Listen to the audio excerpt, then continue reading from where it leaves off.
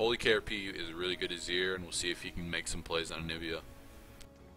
Yeah, for that skill matchup in the mid lane, it's really going to be in KRP's favor for the most part before level 6. Really, Anivia has no tools in her kit in order to stave off really any wave clear or any mobility to get out of these ganks that Patching is going to be able to throw at him. So we can expect a lot of action coming here out of the mid lane. Now, Norm's being on a really high ganking jungler in Gragas. It's going to be interesting to see where he decides to put the pressure early on in this game. Where is the focus going to come out of from Tide? Yeah, I mean, every lane for Norms, has good CC to follow up. Alistar Headbutt Pulverize, Anivia Stun. I'm going to say that he's probably going to focus mid lane. We all know that Holy KRP is one of the top mid laners, and if he gets ahead, then it's really hard for him to, or if he gets ahead, he can carry the game, especially on one of his favorite champions here this year. So, yeah, and shifting the focus a little bit here into the bot lane, Avner started, I believe, a week or two ago for Imperial Tide, or past 2 games for Tide, and Avner has shown that he is very good here in the bot lane. With Gamu, previously known as AJ, switching from AD carry to support, they've had a pretty good time so far here in the bot, but they're going up against a tried and true bot lane of Detritus and Full Metal Echo, and this Morgana Sivir composition is going to do very well into any sort of engage that Gamu can try to put off on Alistar. Yeah, Detritus should never really get touched with his own spell shield, plus Morgana Black Shield, so the Alistar is kind of useless in the bot lane right now. Gamu will really have to play around it well, and try and time around it and not have to try and break through the Black Shield, because he's not going to be able to get his CC off if Detritus and Full Metal Echo play this right. Alrighty, folks, and we do have a slight delay. We are going to have to go ahead and remake the game. We didn't have all of our masteries lock in correctly. It looks like Renard did not get them locked in time. So we're going to use this time to go ahead and remake. All the picks and bans are going to be the same. Stay tuned, folks. This is game number 1 of the ICS semifinals. We're going to have a 5-game series tonight, depending on how things go. This is Imperial Titans versus Imperial Tide. We're going to go into a slight music break while we get everything worked out here, and we'll see you guys back here in just a few minutes.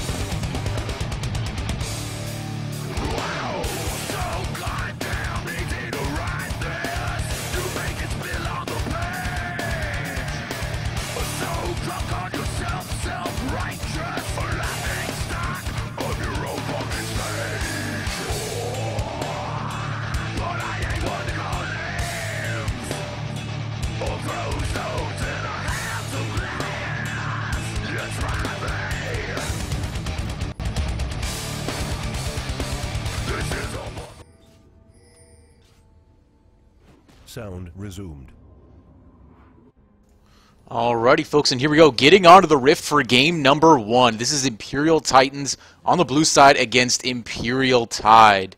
From the side of the Titans, we have Clannon up in the top lane, Patchling coming through in the jungle, KRP dominating the mid lane. Here on Azir, Detritus and Full Metal Echo rounding out our team in the bot.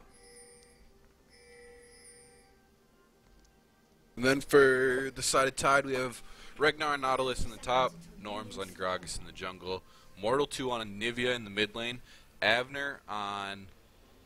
My thing's actually not loaded, help me out here, Blue. Callista in the bot lane, and Gamu on Alistar there with him.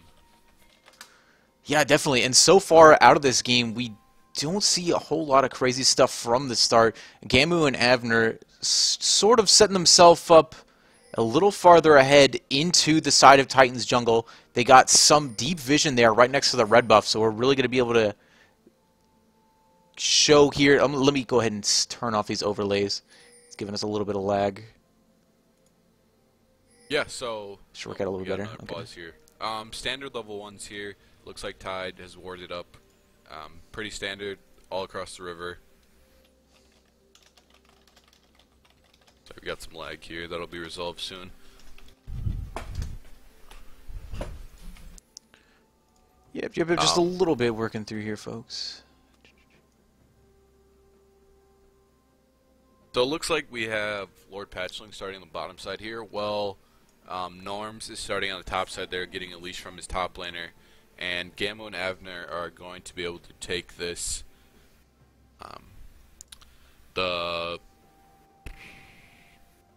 whatever that one's called in the bottom lane. The camp right there? The Krugs? Yeah, Krugs. Or no, the one on red side. Oh, the Gromp. Gromp, yep, there you go. So they'll be able to hit level 2 early. If they do it correctly, they should not take that much damage. And then they'll get that early power spike with Alistar level 2, so we'll have to see how that plays out. So I'm just getting some last minute things set up. For some reason it did not take out the chat correctly. A little embarrassing. I thought it would take it out, but apparently it's a lot more difficult than I would have thought. Maybe... I don't know. Too hard. Anyway. Yeah, so we already have Patchling here starting off in the bot lane at the Krugs. With that ward being at the red side, excuse me, at the red buff of Titan's jungle, they're going to be able to see his full jungle clear path. And it might be kind of easy then for Norms to make some more aggressive plays in this game. With him starting up on the red side at his red buff, he could go directly over to Patchling's blue and be able to clear it out before he even makes it over there. Patchling is going to have a very slow jungle clear time, and we're going to be looking for Tide to sort of take advantage of that before he's able to get a few ganks off. Yeah, and with this ward on the red buff here, they're going to see that Patchling went through the red buff, and that means he got a leash from his bot lane. So Abner and Gamma should take that information, know that they're going to hit level 2 before Detritus and Full Metal Echo here. So that we'll have to watch that, because level 2 Alistar power spike, when Detritus and Full Metal Echo are still level 1, that means they're not going to have their shields. Oh, definitely. And as long as now there's twofold for shields down here in the bot lane for the Titans. They both have the black shield from Full Metal Echo as well as a spell shield from Detritus on Sivir. So there is a whole lot of disengage tools that they have, and really anything to stave off these ganks early on in the game. So Norms is going to have a really tough time, and they're going to need a hell of a setup here coming from Avner as well as Gamu. Yeah. Yeah, with those spell shields, I mean, they'll be able to block a lot of the damage that anyone wants to bring down, or the hard CC for Detritus here. So that'll be interesting to play off of how he uses his spell shields correctly and stuff like that. Most definitely. And we already see, so as far as this top lane matchup is concerned, with Clannon going into Ragnar here, I really feel like Nautilus is super good in this meta right now. And even against the Poppy, with all the innate shields that he has up there, as well as starting off with his Corrupting Potion, he's going to be able to get so much damage down and stay incredibly safe in this lane. He's really going to take some massive outplays coming out from Clannad in order to take this matchup in his favor. Yeah, I think it's just going to be a farm fest until someone dies early. I don't think there's much kill potential there, one-on-one. Oh, It's most going to be hard for either one of them. You know, they're just pretty hard tanks, and unless I would say the only opportunity is Clannad getting a good wall stun is the only way that he's going to be able to kill Ragnar. And interestingly enough, we see Patchling go for a full bot side clear before going for the Scuttle Crab in the center. He's actually not even going to take his blue buff on the first clear. This is a little bit different than normal jungle paths are done for standard junglers in this game, but Rammus is not exactly a standard jungler. He is going to be... He's looking for mid here with Norms right behind him. That's right, he is... I do believe he's spotted out, but he's coming in here for the gank in mid lane, coming onto Mortal. He does have... already got the taunt off. KRP is getting the Sand Shoulders, he's got the auto attacks off. And then that last Q is able to go ahead and pop the Anivia egg away from Mortal. So that is basically... it's almost the same as like a summoner spell, having that revive up in the mid lane. With that already being down, it's going to be very scary to see Patchling there again in the mid lane. Yeah, I think Patchling just saw the opportunity to maybe get the egg down or burn a flash. It was pretty free gank for him. Norms was too far behind and didn't have much follow-up. So that was a good job by Patchling to, you know, get that egg out early. And Anivia's going to either have to play a little more safe or have to blow her flash right away when Patchling ganks again. Oh, definitely. And we see a real explosive trying to gank in the bot lane. We had a really nice spellbinding landed there by Full Metal Echo. So Detritus got off almost a full... Wow. Here we go. Another spellbinding lands again. Got the ignite off. The flash coming in from Avner. Gamu headbutts him towards Avner. Does not work correctly. Flashes towards. Gets the boomerang out. And there goes the kill. Secured there by Detritus. First blood in the game. Landed here by the Titans. Yeah, that was good spellbinding by Full Metal Echo down there. Now Morgana is his main champion, and they left it up for him, so he was happy to take it away from them. He got both those spellbindings to set up the kill for Detritus there on Avner. Oh, definitely. And we already see the massive advantage. Previous to that gank, we saw the massive advantage that having that black shield as well as the spell shield works out for them. The black shield was able to block off all the damage from the headbutt, and even if Gamu were to mount any sort of AP to try to knock out that shield, they still have that spell shield in order to block anything else that might come through. Yeah, like we talked about in Picks and Bans, it's going to be really hard for Gamu to get anything off on Detritus. He shouldn't be able to get a full combo off no matter what, because his cooldowns on his Q or on his W at least are probably just about as long as Detritus's and Full Metal Echo's on their respective shields. So. And as the camera has already been highlighting so far, we just see how much damage that this Nautilus can do early here onto Clannad. With only the passive damage over time from his W, it gives him that shield, that damage over time. He can then send out the Riptide to do even more damage against him. And with all of his corrupting potions ticking behind that, there's just so much damage being passively put onto him. It just makes him such a massive lane bully while being so tanky early on in this game. Yeah, he is one of the best tanks early game. With that shield and with that E, like you said, he's able to output... Wow, it's only gank down bottom here. Yeah, we have this flash spellbinding here coming from Full Medical. The taunt going down onto Avner, and that's going to completely zero him out. Really easy gank being there. Set up previous to Patchling coming. But here we go. We got some more damage coming down the mid lane. Mortal is able to throw the ultimate down. Gets the wall set perfectly in front of KRP. But we had Norms came through just afterwards and wasn't able to get that gank set up correctly. KRP is going to be able to heal up here with potions. And we already have Patchling here sitting off in the wings. Yeah, and with that gank bot lane, we could already see the spell shield just blocked Alistar's headbutt right away. So we got some action in the mid lane. Patchling going through. He got some of the damage off onto Norms. They're looking for the re-engage here coming out of Tide, but we still have the Sand Soldiers sitting in mid against Mortal. Mortal is able to flash out of the Emperor's Bride, and Patchling catches Norms with the taunt. So a little bit of damage coming off on the side of that, and both teams coming out almost even after that engage.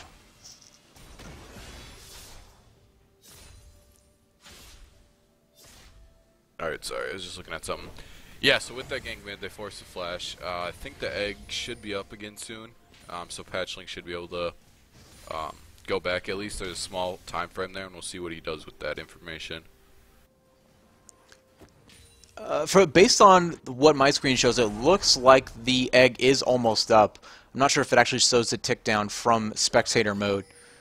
But yeah, pretty soon Mortal is going to be very safe here in the mid lane. He was just able to throw off that Glacial Storm in the mid, got so much damage down, that perfect frozen wall right behind KRP, and all that damage went down, and then KRP misses the Emperor's Divide on the end of that. So far, really big misplays coming from the side of Titans, and it looks like Tide has a chance to make some plays. What's that? Mortal flashed out of the Emperor's Divide there, so that's why KRP didn't get that. Right, right. So it was still like the time, like if only he had placed himself a little bit farther back, would have been able to get it. Because now with the Emperor's Divide, I believe it was about 2 patches ago, where it now spawns significantly farther behind Azir, it is a lot more easier to set up on some of these ganks. Yeah, it looks like Mortal's getting the blue buff here. That should help him out in lane, be able to push out. No one has really roamed from any lane here, so we'll have to see how that plays out. Holy KRP definitely has better roaming potential to help this bot lane down here, or even go top against Ragnar, but I don't know, he's pretty tanky and he's a Nautilus, so. Definitely, and for the most part here from the side of Titans, we've seen them be very aggressive in this lane, as well as keeping their lane pushed fairly far forward. The same is true for the mid lane. We've seen Patchling coming through, and a lot of these ganks, even while they are pushed forward in lane, he's still able to land with his power ball and get the damage down, but we got Norms looking for a gank here in the bot lane. Missed his E there. Unfortunately, he actually landed it right into the black shield of Full Metal Echo. So yeah, Norm's shield's really paying off down here. Even with Norm tries and ganks, he can't even use his ult if Gamu doesn't get a good engage early. And they're able to just run away, especially with Detritus's ult, Siverall. He didn't even have to pop with that last fight, but if need be, he should be able to outrun the Alistar and Callisto here. Definitely, and we already see with the itemization how Clannon is able to take advantage here in the top lane. He went ahead and grabbed that Spectre's Cowl with his first back. That's going to give him so much health regen here in this lane, whereas Ragnar only has that Bambi Cinder for a little bit of extra damage. It's not going to pay off here in these extended fights when he's going to have the Corrupting Potion getting him back up, but Clannon is going to have the same against him. This lane is going to be really tough, and he's got to start calling for some of these jungle ganks. Yeah, what they can either do here is just leave those two on an island up there. It's going to be really hard for either one of them to die unless they have a super misplay. But we'll see what Norms or Patchling want to do here. Looks like Ragnar is pretty low. Patchling might catch that health bar up there and want to run up there quick. Sorry, real fast, I'm going to try to fix some of these. Go ahead and start commentating off and trying to get some of these. In mid lane. Holy KRP just uses Emperor's Divide to tell Norms and Mortal to get out of there, and nothing's going to happen past this.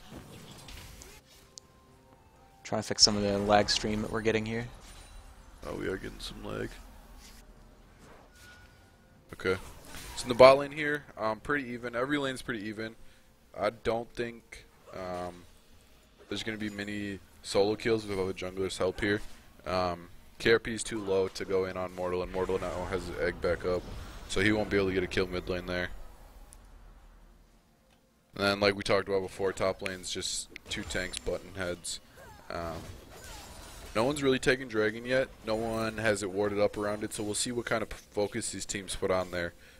With the Dragon buffs, or with the Dragon changes in the last 2 patches ago, Dragon does seem a little more important now to get in the early game and get the second, fourth one even are still significantly stronger than before. So definitely that extra little passive burn that it's able to put off onto the towers makes it really easy for these teams to push down a turret really fast. When we have a really fast auto attacks of Avner coming down, we have that constant push coming down from Ragnar. It's going to show to be very... Oh, wait, well, we might have a gank here from the bot lane. Avner caught with his pants down here. The boomerang comes out, and Detritus is able to finish him off after a very well-placed spellbinding from Full Metal Echo. Really great play, catching Avner off guard in the bot lane. Yeah, they just had that ward in. Avner didn't even know. Sivir ulted, I don't even think she needed to, but they got it. And Gamu and Norms were even in the tri-bush, but they couldn't do much when he got binded, so... Just zeroed out so fast. After that boomerang comes out, there's so much damage that Detritus can put off in such a short amount of time. But here we got the Emperor's Divide thrown off to try to stave off this fight in the mid lane. Patchling is here to try to set it up, but he's caught within 3 members of Imperial Tide. He's got his ultimate ticking down. He had the taunt down onto Norms, but they have Holy KRP in his sights. They're going to turn on Ragnar here. When a very well-timed ultimate there from Clannon goes ahead and knocks Rennar up. We have the Sand Soldier sending forward into Rennar and is finished off for the kill, grabbing it for KRP. Yeah, I mean, you can already see how tanky Lord Patchling is. He tanked Norms, Gamu, and Mortal there, and allowed KRP to escape, so that might be a problem going forward with him having one kill already. And all he has is the... Yep, all he has is Cinderhulk, and he can already tank a carry and some damage from the jungler and support, so... Yeah, that's just all of the innate tankiness that Rammus allows you. So far on this patch, it's just so potent. Even though the team of Imperial Tide has mostly magic damage, with the exception of Avner, it is going to prove to be crucial to get those taunts onto one of those good carries. He can then pull Avner into his team, or lock down Mortal to not get any of those sort of burst shotgun abilities being sent out at a lot of these other members of Imperial Titans. Yeah, we didn't talk about this, but Patchling actually took Ghost, which I think is an interesting perspective because he's not going to have TP to be able to flank. I would rather have him take Flash so he can flash on Mortal or Abner here. Well, and we got some action coming here out of Mortal, sort of caught out here by Imperial Titans. We had the Spellbinding left here on the back side of it, but he's still got the egg out, so he's going to be able to get out of this gank easily, and that's going to secure the Dragon here for Imperial Titans. Yeah, that first Dragon, they just want that extra damage. Now it looks like all 5 of them are going to go mid. This is the macro gameplay that I'm talking about. They were just ahead to get to that Dragon, and now they're going to be able to head because since they pushed Mortal out, who is their wave clear for Tide, looks like they're going to be able to pick up this turret here. Oh, very easily. This is just the macro game shown off in its full glory here from Imperial Titans, just playing incredibly well, grabbing the objectives, securing the kills, getting the Dragons, and it's going to make for a very quick game for Titans unless Tide can start pulling it into their favor. Yeah, Tide's going to have to start looking for picks here. Abner and Gamu, I think, are the ones that are going to have to create picks with the Kalista ult into Alistar. And then they're going to have to be able to follow it up. That's the only way that I see Tide coming back into this game, even though it is only 15 minutes into the game here. Yeah, and the big problem for that right now is we have After down 3 deaths. He's really the majority of the deaths right now for Imperial Tide. With him being so far behind, they're really going to have Gamu and him try to make some sort of roam here in this game and make a pick on either KRP or even make a pick of Clannon in the top lane. Maybe even a lane swap would be useful for them at this point. Yeah, I think Abner needs to get out of that bottom lane. He can't really 1v1 Detritus right now unless he's got to just push it out and leave and try and make plays here. His team's already fallen too far behind, and as you can see, Titans here are just bullying every lane. They have 2 turrets. They have all 3 outer turrets down, and they're picking up both objectives here in Dragon and Rift Herald. Oh, definitely, and that Rift Herald is just going to make it even scarier. But when you noted the wave clear and getting it pushed out, the hardest part right now is that Avner decided to go for the Blade of the Rune King first. But hold on, we have some action here in the mid lane. Mortal's caught out here by Patchling. We have the Sand Soldiers already going down. We're looking for that next Q. The egg is popped here from Mortal. Both Sand Soldiers on top of him. That is going to be good night for Anivia here in the mid lane. KRP picking up his 2nd kill. That Nashor's Tooth already being done so strong in this game. Yeah, and with Anivia only having Rod of Aegis, she's still not fully stacked yet. Unless she has blue up, she's going to run low on mana still, so we'll have to watch her mana management. With Anivia dying here, that's their only wave clear pretty much here, besides a little bit from Gragas, and that just allows the Titans to be able to push down whatever tower they want. Oh, definitely. And going back to that point we're talking about the bot lane here. So since Detritus has that static Shiv, it was the first thing he rushed, he's got some extra crit there to get some of the crit procs off the new Ricochet that they have added in. So that's so much wave clear coming in, and Avner started with the Blade of the Rune King rather than a Runeans. It's going to be so hard for him to get these waves cleared off with the amount of pushing power that Detritus has on top of it. Yeah, I think Avner had to just go Bork here because he was so far behind. He couldn't afford to lose out on that damage, otherwise he would just die so quickly. The damage and lifesteal from Bork. Hope might be able to keep him alive a little longer. But yeah, he doesn't have the wave clear. He doesn't have the AoE with Runan's. And I don't think Tide really wants a team fight right now, even though they do. They need to get back into this game somehow. We'll have to see how they play that out. Yeah, with a 6K gold deficit right now, we're really looking to see some of the groupings coming out from Imperial Tide. They're really going to have to make some good flanks, some good groups coming out, and we're going to need to see some explosive casts coming from Norms in order to set these fights in their favor. But we have a Ghost Pop by Patchling. He's looking to zero out Norms. He sides better of it, going too far into the side of Tide's jungle, and they decide to go ahead and retreat. Yeah, Titan's already here, starting to group, clear out wards, get vision in Tide's jungle here. They're really trying to take over this game to finish it out. So we're going to pick here on Gamu. Yeah, Gamu's caught out, but we do have the teleport being channeled. Probably, we do have Rendar coming in here, still looking to find Mortal in this team fight. He's staying in the mid lane, trying to stave off a Holy KRP and Echo. So this is going to send Clannon out of the team fight. They're going to try to regroup and try to find a better engage out of this, but we're just going to have everybody sort of back off after this. Yeah, that might have been the pick they were looking for, but they couldn't get in now. Ooh, but they definitely get in that time. Pick of their own. Having that Black Shield set up onto Patchling, he power balls into the middle of the team. They catch out Rendar, a very well-timed spellbinding, and that is good night for the top laner of Imperial Tide. And this whole time we had to try this in the bot lane, taking out this turret. Yeah, Titan's going to just be able to follow Detritus here and follow the wave that he's pushed out. Just be able to take this top lane. Looks like we have... Ooh, KRP misses. Oh. Again, another time, Emperor's Divide was flashed out. Both Avner as well as, I believe it was Gamu, both had to flash out of that one. And a lot missed by both teams. We had a very well-timed spell shield there from Detritus. He missed out on the Pulverize from Gamu. But the rest of the team, they just melt. That was amazing. They just melt. Imperial Titans, they just had all the Sand Soldiers on top of the team. Full Metal Echo landing those really clutch spell bindings, and Detritus is just able to get the Ricochet going through the entire team. So much damage being let out by them right now. Yeah, and Titan's looking to finish the game early here. They're going to get this bottom and hip. Look for Baron spawning at 20. They're all going to back and then go clear out Baron. The game's... It is a 12k gold deficit at 20 minutes here. I'm going to say that the game's pretty close to over already. Yeah, with a 10-0 kill lead, it is looking very grim for Imperial Tide. However, these are a lot of champions that we're going to look to see excel into a more of a mid to late game sort of position. Mortal's still looking to finish up his Rod of Ages. He's got the Negatron Cloak looking for an Abyssal Scepter, and Avner is almost finished here with his Runaan's Hurricane. He is short, actually short quite a bit of gold. He just recently bought and he only has this much.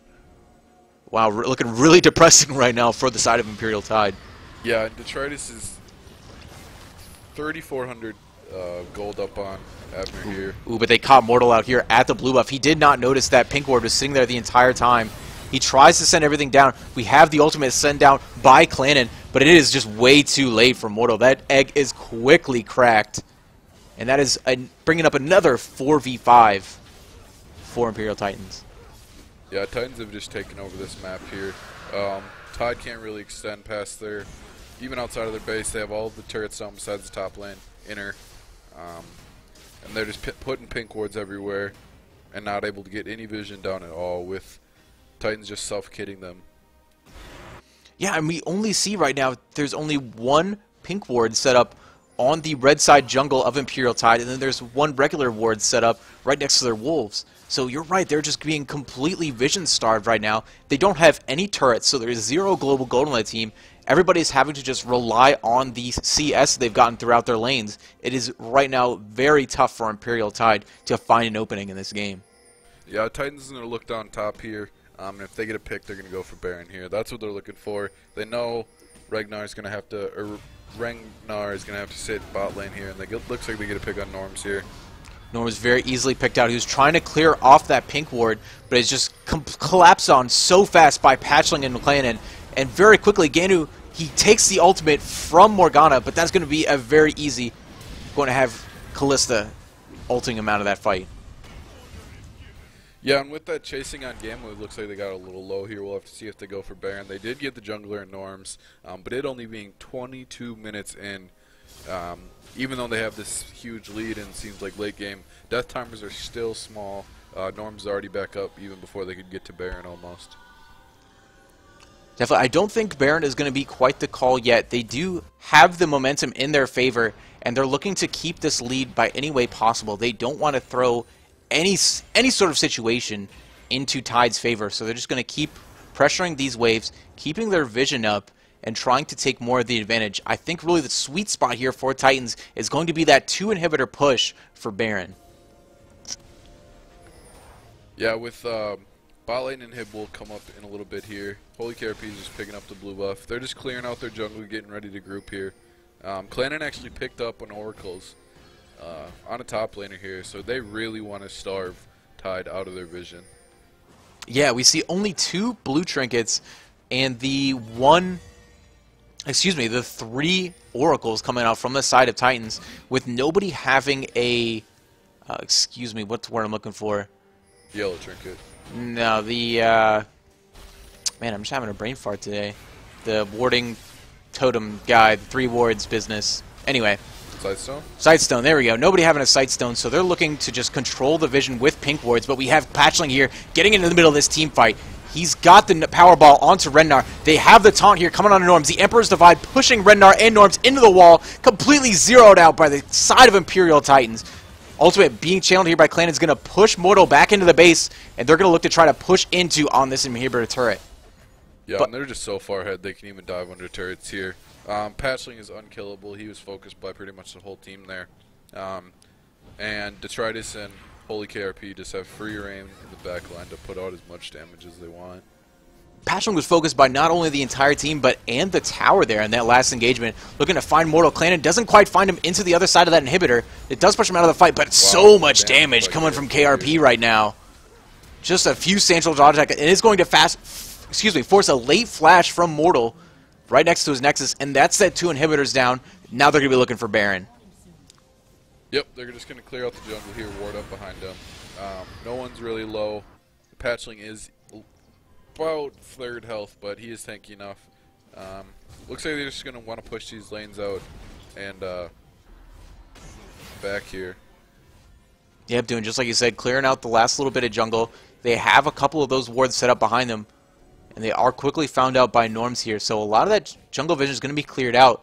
They could have this quick jump here for the Baron. If Imperial Tide timed it right, they might be able to get it. They are starting to set up into position, and we do already see that Patchling is going into the bot lane. However, with that middle inhibitor being down, they're just going to take the easy road out and just clear some of these minion waves before Titans can set back up for another offense.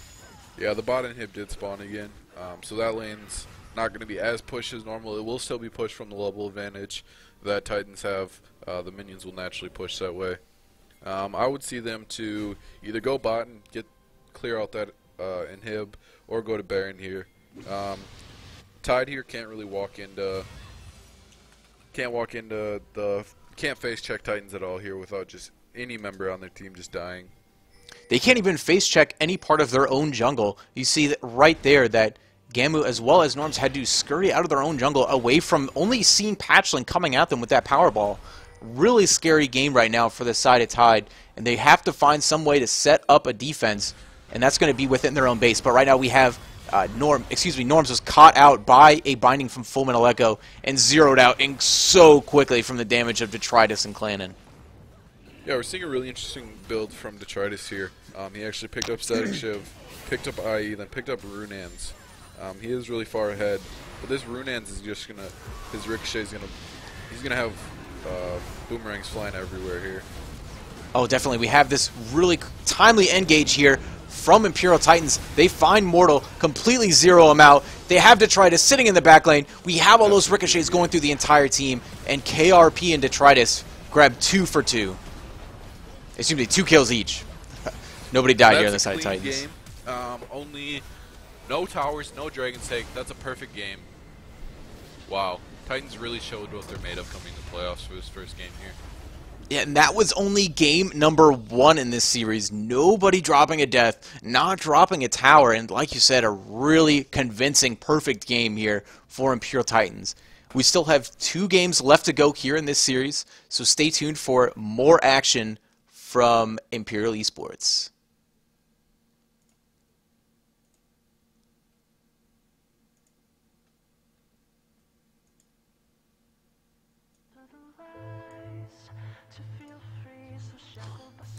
Sound muted.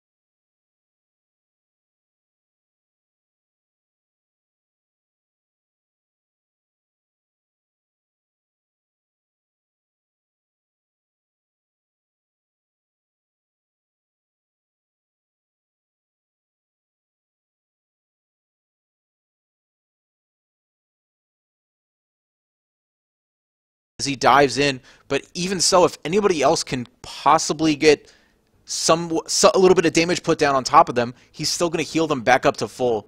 Now we're looking to see what KRP picks here in the mid lane. Yeah, he hovered Fizz, and now he's back on his ear. Looks like they're just going full out to kill the Kog'Maw. Yes, we see the Fizz come in. I was really hoping we didn't see another Azir game. Not that we don't all enjoy KRP's Azir, but I really love to see these mid lane players play something a little bit differently. It looks like we are going to see Patchling. I kind of had an inkling that Patchling was going to be the one going on to Olaf this game. Clayton has just put too much time here onto this Poppy, and we saw last game he was doing a pretty good job into a Nautilus matchup, which sometimes can be seen as being pretty difficult. We're going to see him this game go into a Malphite and see if he can pull it out. Yeah, Tide really went for this safe team fight, protect the Cog comp here. They don't have much pressure early besides with the Lee Sin. Lee Sin's going to have to put a lot of work in here to stop everyone on Titans from farming, getting to that stage. That Olaf's going to have good gank potential at level 3. And we'll see how both these junglers play out. Norms is going to have to put out a lot of pressure to get this game and make sure that Avner is able to be protected and he's fed enough. Yeah, it's really going to be all on the early game this game. They have to make sure that Avner gets himself ahead and is able to stay safe into this late game to build the items he needs in order to carry this late game. They have put all of their eggs in one basket, and Titans are going to know this going into this game. Yeah, with all the pressure on Avner and all the protection around him, I don't really like Protect the Cog comps. I think it's really hard to always have it on him because if he dies, that's pretty much the team fight lost. And then Titans did pick up Fizz and Olaf with both can dive to Avner pretty easily. And Clannon can still almost peel his divers with his ult. If he gets a good ult off and say he kicks Lulu or Lee Sin out of there, that's going to be all Avner's peel. Yeah, really, there's any member right now on the side of Imperial Tide that Clannon can ult out of these fights and make it in their favor. As long as it's a 4v5, it's going to be incredibly easy to take out this team. Norms cannot build tanky enough. Mortal cannot build tanky enough. And Gamu cannot build tanky enough to keep off the damage of KRP and Detritus. It's going to be very difficult in order for them to maneuver these team fights. They're really going to have to set it up to where they have it team fight into a funnel. They have their full team set up in front of the Titans, and Avner is able to get in position to get off all the damage. Yeah, it's also interesting to look at the mindset here because obviously Tide just got they just lost to Titans getting a perfect game. We're going to see if they're going to come out tilted or they're going to come out fighting. We'll have to see that early and see what Tide's mindset is going into this game. If they're just going to roll over or if they're going to want to fight back. Oh, I think this is definitely showing a lot of fight here coming from the side of Imperial Tide. I like how they have a lot clearer idea of what they're going to be doing with this comp. Last game, they sort of were all over the place, didn't really have a clear idea of what they wanted to do, except for having a good team fight, which they never got to a chance to get. They got zeroed out so quickly in all of their lanes and in the middle of the jungle by all of Patchling's pressure that he was able to put out. They just didn't get to the point in the game where they're able to excel. In this game, we know when they're going to excel. It's just whether they can get to it or not. Yeah, once Avner gets those two items, that's when they're going to want to group. So they got to play safe till then. By then, Norms and Ragnar will both be a little tanky. They should be able to dive and protect him. So once Avner gets Gunsos and Runans, then they're going to want to group up and fight and start taking down turrets, taking down objectives. But they do still have to get to that point, so that'll be the interesting side. Most definitely. We're going to take a short break as we get into the game here, folks. Stay tuned. This is game number 2 of the Imperial Esports semifinals. Imperial Titans against Imperial Tide. Stay tuned, folks.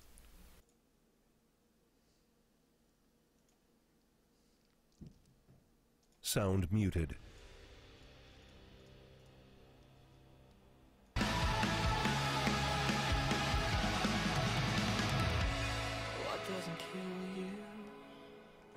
makes you wish you were dead.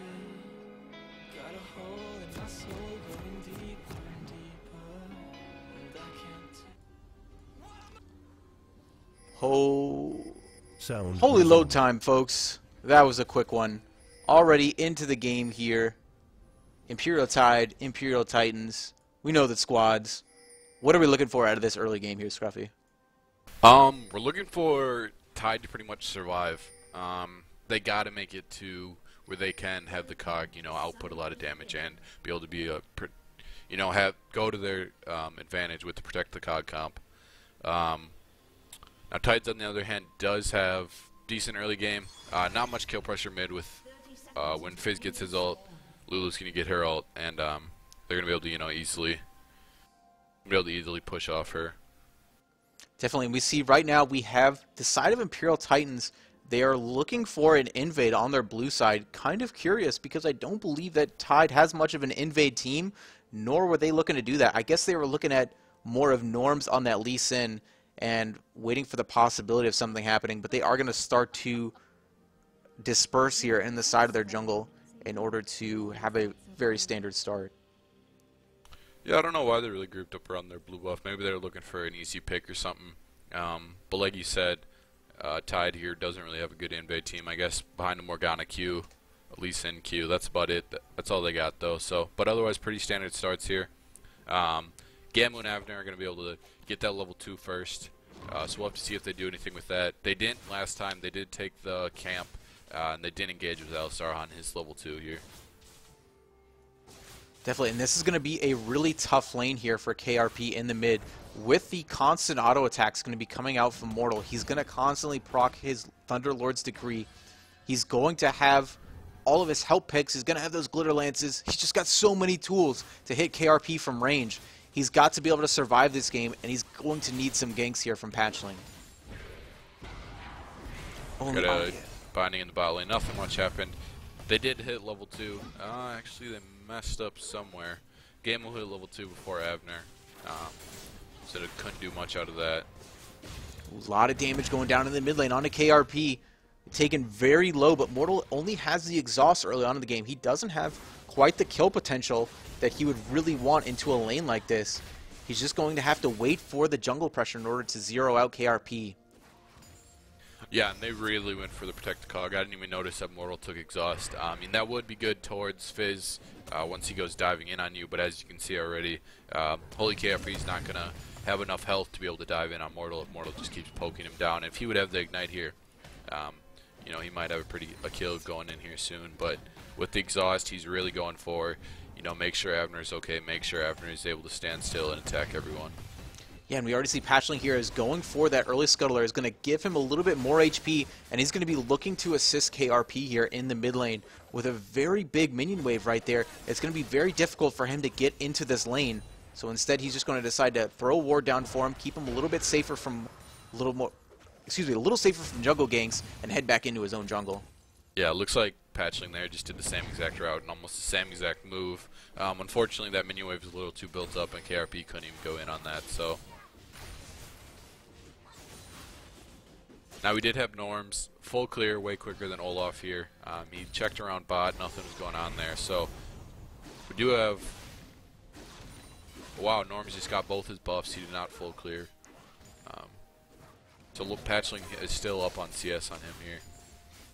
Yeah, I think most of that is just from, just got both of his puffs, whereas Patchling is a really big fan of the full clear. It's not something that's incredibly common nowadays, I don't think. Oh, ooh, wow, first blood on KRP in the mid lane from Mortal. Didn't even need the Ignite or the exhaust.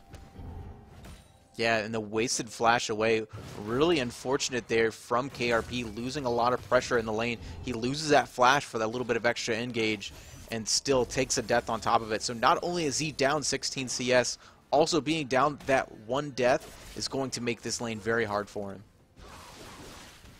Yeah, and with Olaf not being level 6 yet, it will be a pretty hard gank for him. Lulu's just going to be able to slow him down. So KRP is going to be really down in the dumps here in this lane.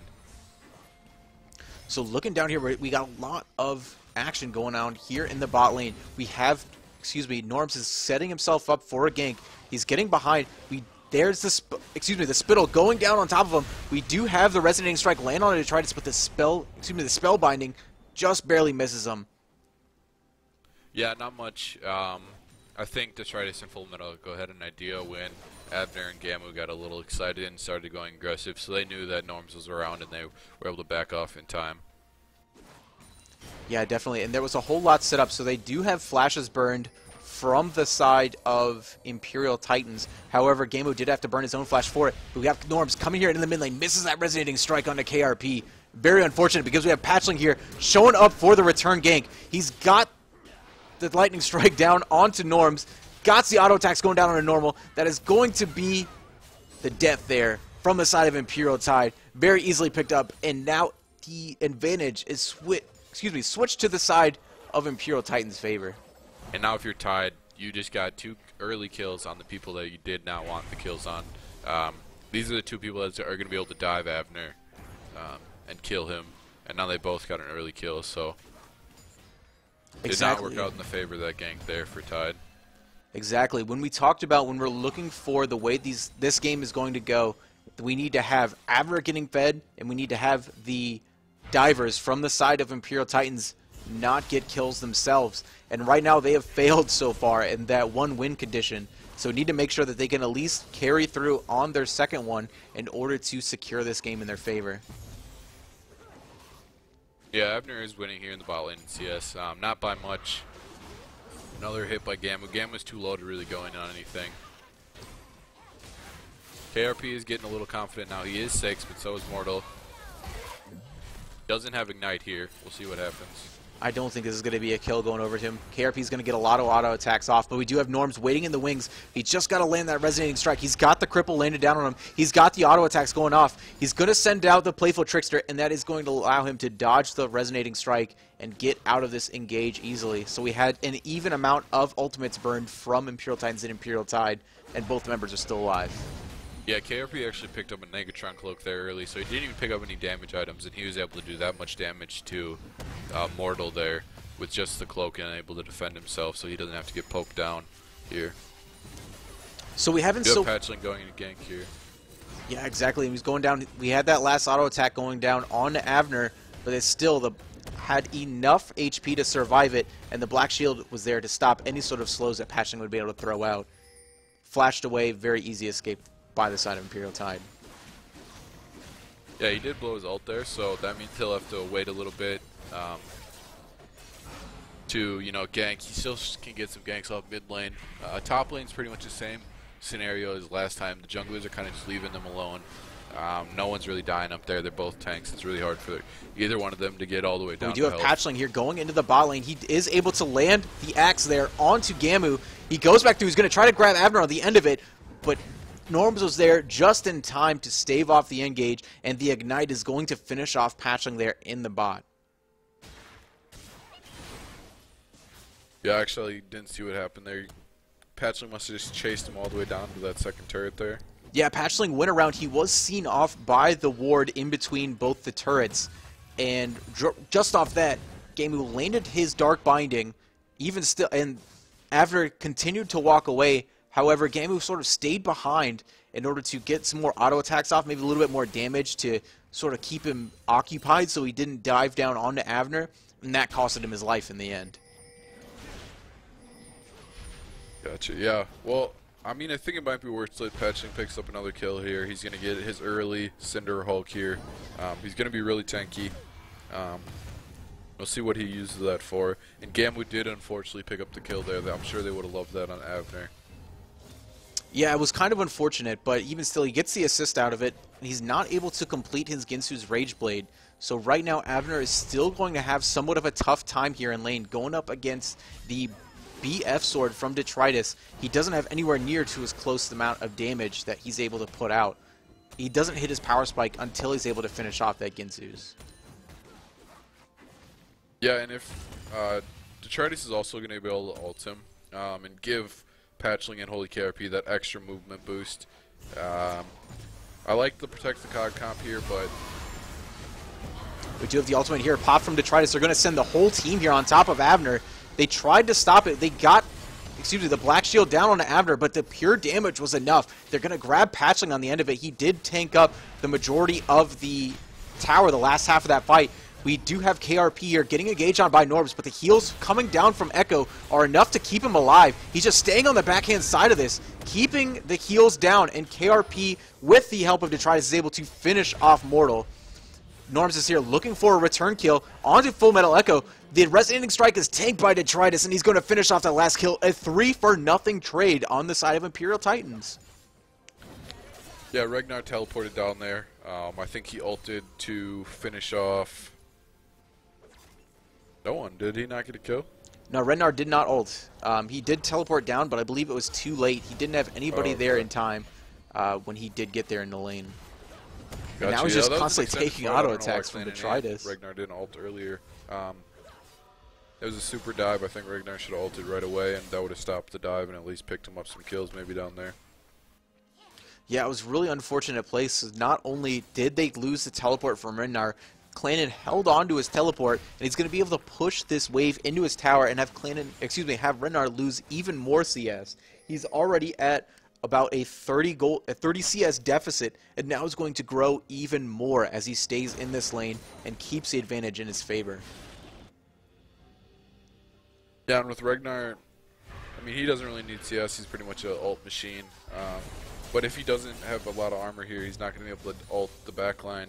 He's just going to have to ult to protect Abner. We'll see how he uses ult here if he wants to, in team fights, if he wants to ult the backline and try and disrupt them, or if he just wants to ult whoever's diving on Abner.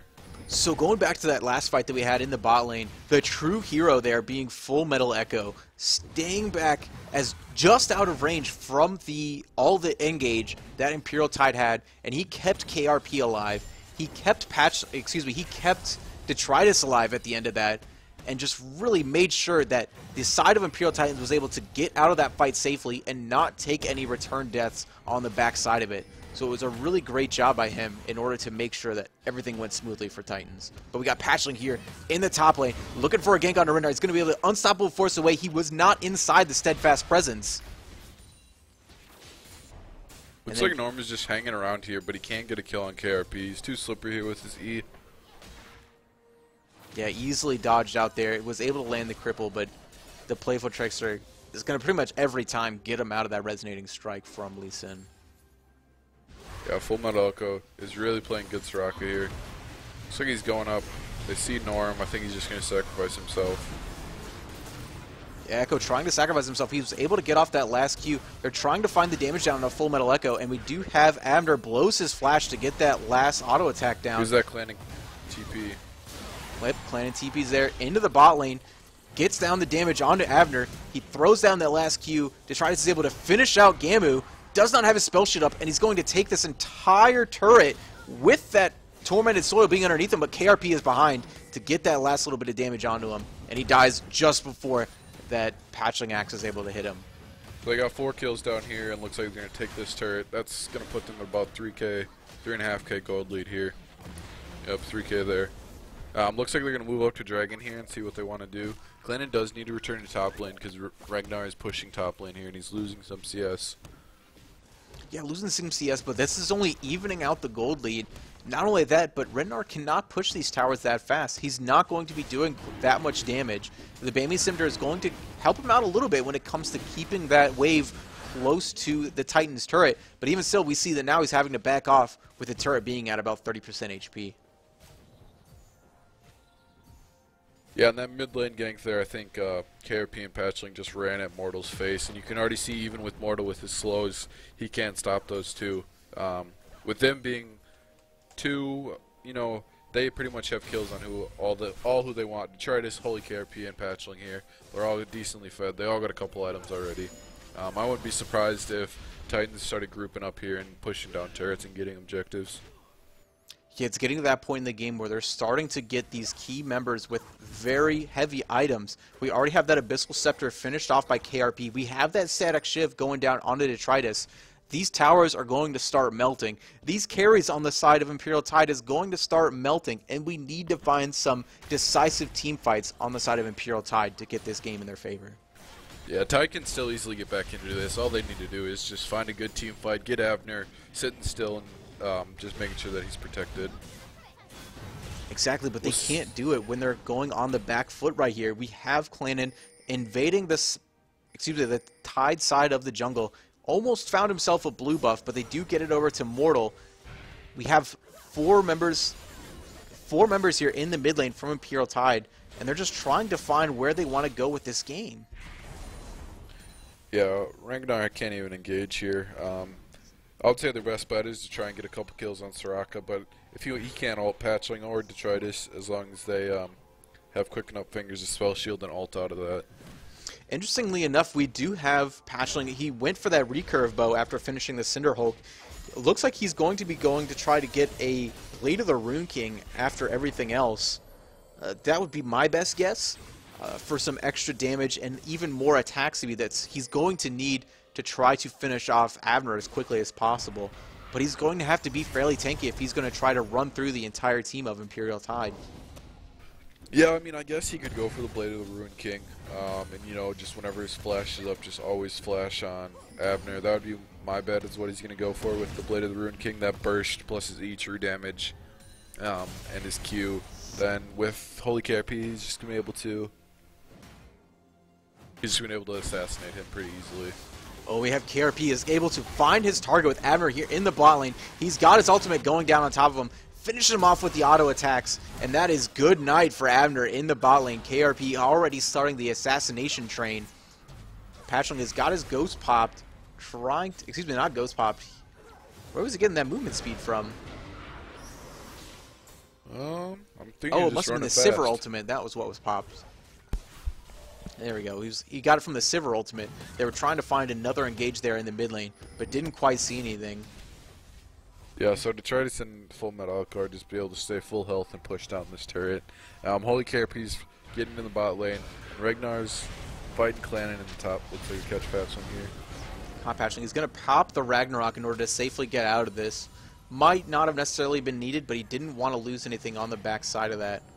He's going to grab a little bit of health here from Full Metal Echo and be able to clear off a whole lot of Tide's jungle right here. Really hurting Norms in this game. He only has the Warrior enchantment finished. Oh, and now picking up a Giant spell. So still not putting off a lot of damage, not taking a lot of damage. So still in the middle phase of this game, looking to find his place. Yeah, and I think Titans are just trying to get all these auto turrets down and then maybe start team fighting here. They're just leaving Detritus mid, able to push this wave out and get Mortal, and then the regular top lane with KRP and Patchling roaming in between looking for picks.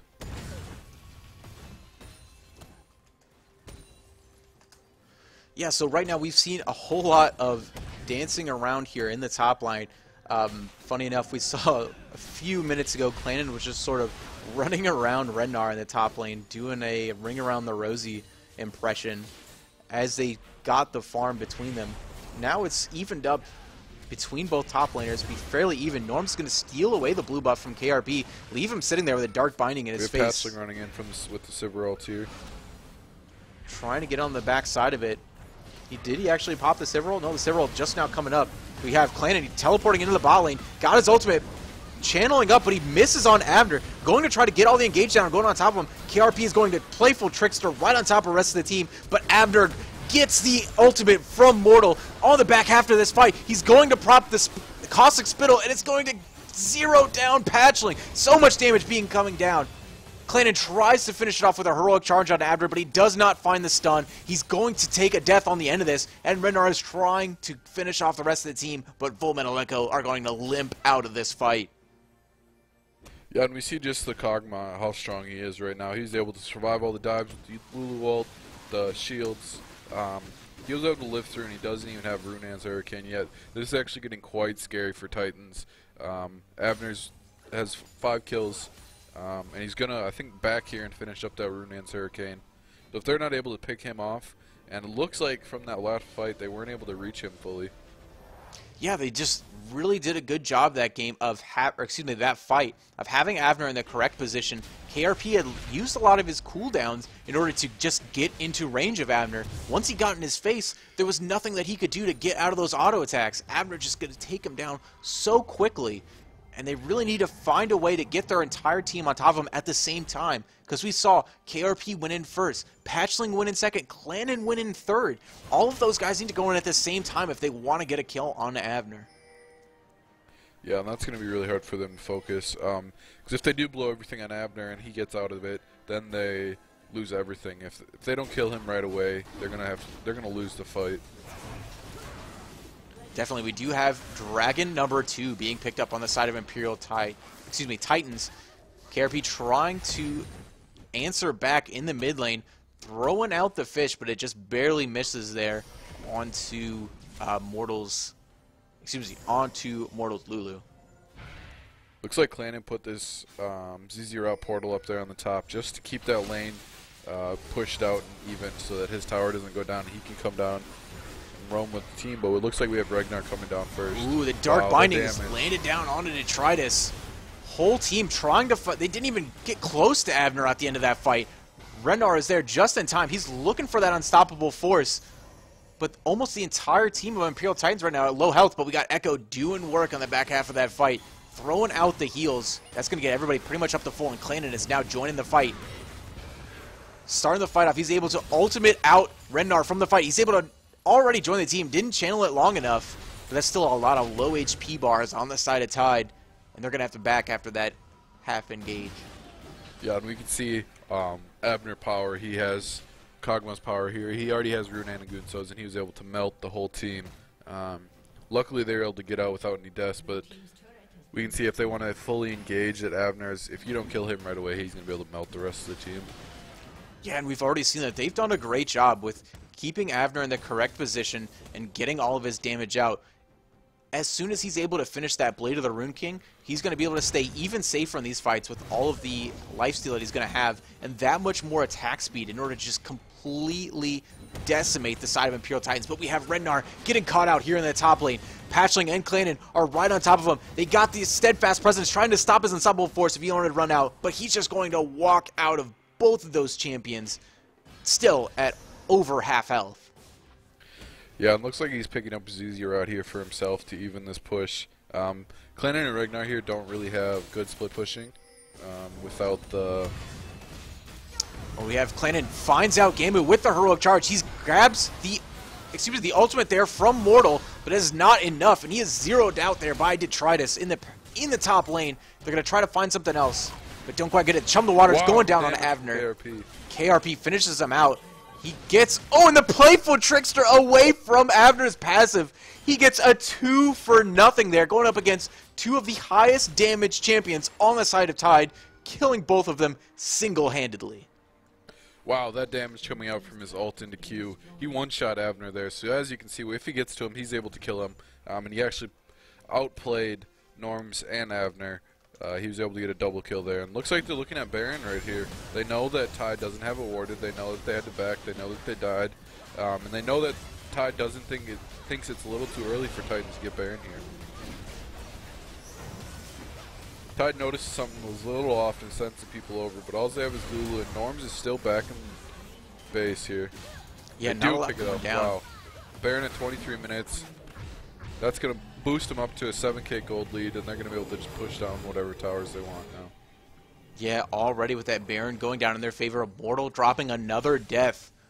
It's just looking, again, very grim for the side of Imperial Tide. They do have one of their win conditions set up correctly, with Avner having quite a bit of damage already at this point in the game. We just need to have these team fights set up all around him and making sure that we have things going in their favor. That last time where we had Avner as well as Norms being zeroed out in the mid lane, there was no one else there with them, and Norms does not have the peel by himself in order to keep off KRP. We're going to need to see this team all together if they want to win this game. Yeah, and with this Baron buff now, it's going to be hard for anyone to defend turrets. The only wave play they have is the Runans and Gunsos. So if they're able to push Avner out, they should be able to get all these turrets. Looks like we have Ragnar coming in from the side here, looking for a flank. Everyone is grouped, and Clanon's pushing bot lane. Yep, Clannen is pushing bot lane. We do still have the Rots are on the top side of the game. Both Rednar as well as Clannen both drop them up there, so it's going to sort of even out that lane, not really push into anyone's favor. So really we're going to be looking for, in this bot side, where they can take the advantage for Imperial Titans. Yeah, remember Titan still does have Baron here. They should be looking to push, but Abner actually does have pretty good wave clear in whatever lane they want to match him in. So we'll see what they decide to do, if they're going to look for a pick in the jungle or just try and push down towers here. I think Titans are going to brute force their way into this game right now. We have KRP is sitting at 8-2-4.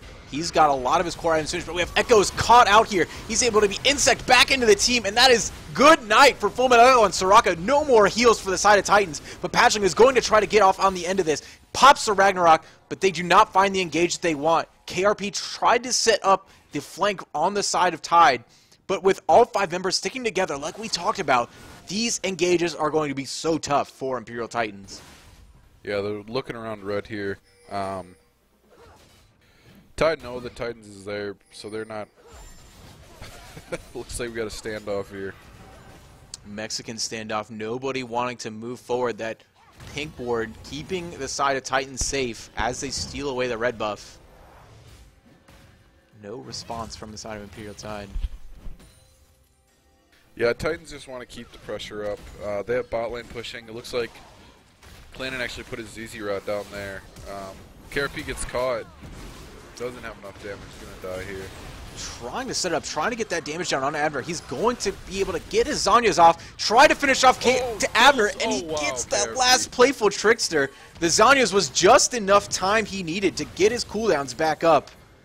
And now we see Renar trying to finish him off. He got the seismic charge, but it was not enough damage to finish him off. Clayton is still staying in front of this team fight, trying to keep it going. Detritus joins it up. He's got that red buff ticking onto Renar. He's got the auto attacks and the ricochets going down. Norms is going to crawl back to base with that black shield on him. And this is going to be the tower pressured from Imperial Titans. Wow, and you can just see why KRP is one of the top mid laners in the league right now. He was able to zone Yuz and use his playful trickster to jump around all the still shots and still kill Abner, even with 2 other members there, with Norms and Gamli there. That was a 3 versus 1 he still came out ahead on. Absolutely phenomenal. And now with that, he's just so fed that Abner can't really... Detritus is just going to not just tank this turret here. Ooh, we already see the spell shield was wasted there from the side from Detritus, so he's going to have to pop his ultimate as well as the flash in order to make sure he stays safe from Norms. And KRP is just hanging out on the side here. He knows that he can kill anyone that walks by him. Chum the Water's going down onto Gamu, and that is good night as playful trickster goes back down right onto his face. Looks like they're looking to position bot side here. Patchling's looking for a catch. He's standing on a ward there. I don't think he saw that. Glennon actually moved his ZZ Rod even closer now. So they're really thinking they can just push down this lane without Tide able to even leave their base. Definitely, and we already see here. The Rot was set up right next to that bot lane turret. It looks like they had 2 of them set up down there. No, it's just another ward. So just that one set up to keep them right there. And that was while Detritus used that advantage to grab that mid lane turret. And that's just even more global gold going into the pockets of Imperial Titans with 5 towers going down, 3 dragons going down. They are just building up this unsurmountable gold lead, already at 8K, but it's just so much. And they have that 8K on all of the right members of their team. Yeah, with KRP being this fed, I don't think that Tide, unless they get a perfect positioning team fight, they can even win. Abner has his flash down, has his heal down that he had to blow in KRP and killed him, and he still got to him even with 2 people trying to protect him.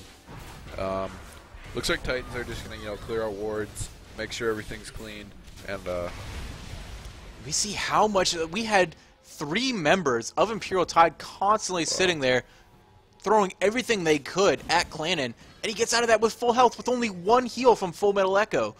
the tanks right now on the side of Imperial Titans are so tanky. It is insane. And we have Detritus here. He finds Rennar in the top lane. He's got those auto attacks going with the red buff. The Ricochet is going down. The unstoppable forces to get himself out. But Clannon has his number on the backhand side of this. He's looking to throw up the Steadfast Presence for some extra movement speed. The axe goes down, but it does not find Rennar. He gets out of it safely.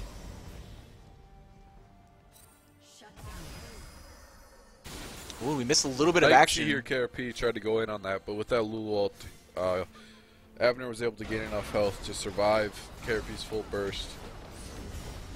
Wow, good for them. That was definitely something they needed on the side of Imperial Tide. However, this whole time they had 4 members of Imperial Titans pressuring that top turret. That is all outer turrets from Imperial Tide going down. And is it worth losing only the 1 Assassinator from the side of Imperial Titans? We got a Flash Dark Binding coming here from Gamu, lands onto Full Metal Echo, but it does not matter. The full team goes down on top of him, and they're able to quickly take down Norms. But we got this, Abner on the back half of this fight. Got so much damage down onto Patrick. We see just how fast he's able to auto-attack right now in these fights, but it is not enough. The Ragnarok and that extra movement speed gets him out safely. Yeah, looks like Tide's going to bait around Baron here, but they don't even have... there we go. They're trying to clear it out, get it clear. It looks like they're going to start it here. Wow. There's still a lot of members of Imperial Tide sitting on the wing. They could just at any point get into this fight and put it in their favor. Tide doesn't even have their jungler here. Yeah, they had to back out. No smite available. Yeah, with Patchlink sitting there on the side, that was something they definitely had to walk away from. And good call there from the side of Imperial Tide. Yeah, I think they were just looking to see if they could get a catch there. I don't think they were actually going to finish through with it. We have KRP sneaking around here. Yeah, looking for an assassination like he does so well. The BM back animation there from KRP. Yeah, and I think they're really just going to do what they did last game. Just brute force their way in. You know, always try and push, always try and keep pressuring out the lanes, and just look for Tide to make a mistake here. But something different that we didn't have last game is the introduction of the Rots here. We got D Gates, all the Trick 2G memes that you could think of coming out in these games being widespread. The Banner of Command going down onto Gamu, so a lot of side lane pressure that they can put on the side of Imperial Tide. They really need to get those side lanes going, get that Banner of Command going in the bot lane, take out Titan ZZ Rot, and get that full 5-man force protecting Gavner as they push down one of these center or top lane turrets. Yeah, it looks like Titan's really okay with taking it slow. They actually got the Dragon there 30 seconds early and just are hanging around. So they're okay with, you know, taking it. They already have 3. They're going to pick up their 4th Dragon here. 1 more, and then they're going to be able to get 5th Dragon and really punish Tide here. Yeah, and we see KRP was sitting there trying to protect that ZZ Rot portal, but he finds Rennar there on the back of that fight. Mortal there going really hard, trying to find the damage down onto KRP. He's going to chum the waters behind him, flashes back in, but the whole team of Imperial Tide is waiting on him. Oh, and you can just see Abner sitting still here. Yeah, Abner just being able to sit still, get off all those auto attacks down on the side of Imperial Titans. He's waiting for his W to come back up off cooldown, trying to get in range onto Detritus, and there he goes down. He's got that red buff in his pack. He's throwing down the auto attacks onto Clannon. Can they slow him enough? And Abner picks up the kill at the end of that fight. That's going to really give Tide an opening here. We're going to see if it looks like they're posturing to Baron. They can push towers, they can push lanes. And now Abner being 9, 5, and 4.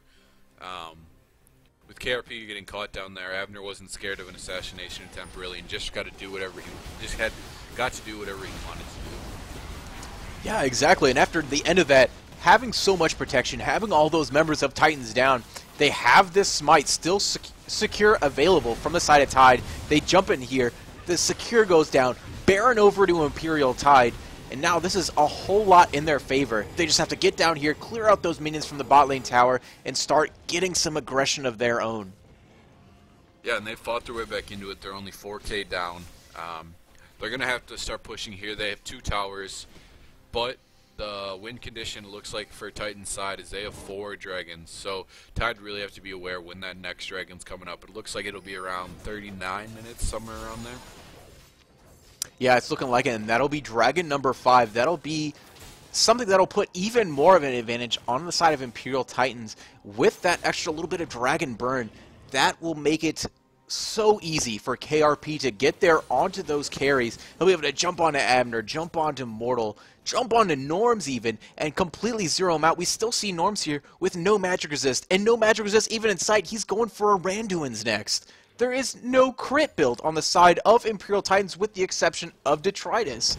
Kind of questioning why he's going so hard here on the side of armor, when really a Locket of the Iron Slayer would help out so much for his team.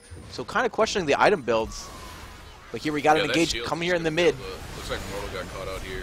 Yep, Chum the Waters lands down right on top of Mortal, and we have the whole team here of Imperial Titans. And now we see the Ragnarok coming to play from Patchling. He's able to get there into that back line, and Abner zeroed out. 3 members down on the side of Imperial Titans, and Gamu is limping back to his base.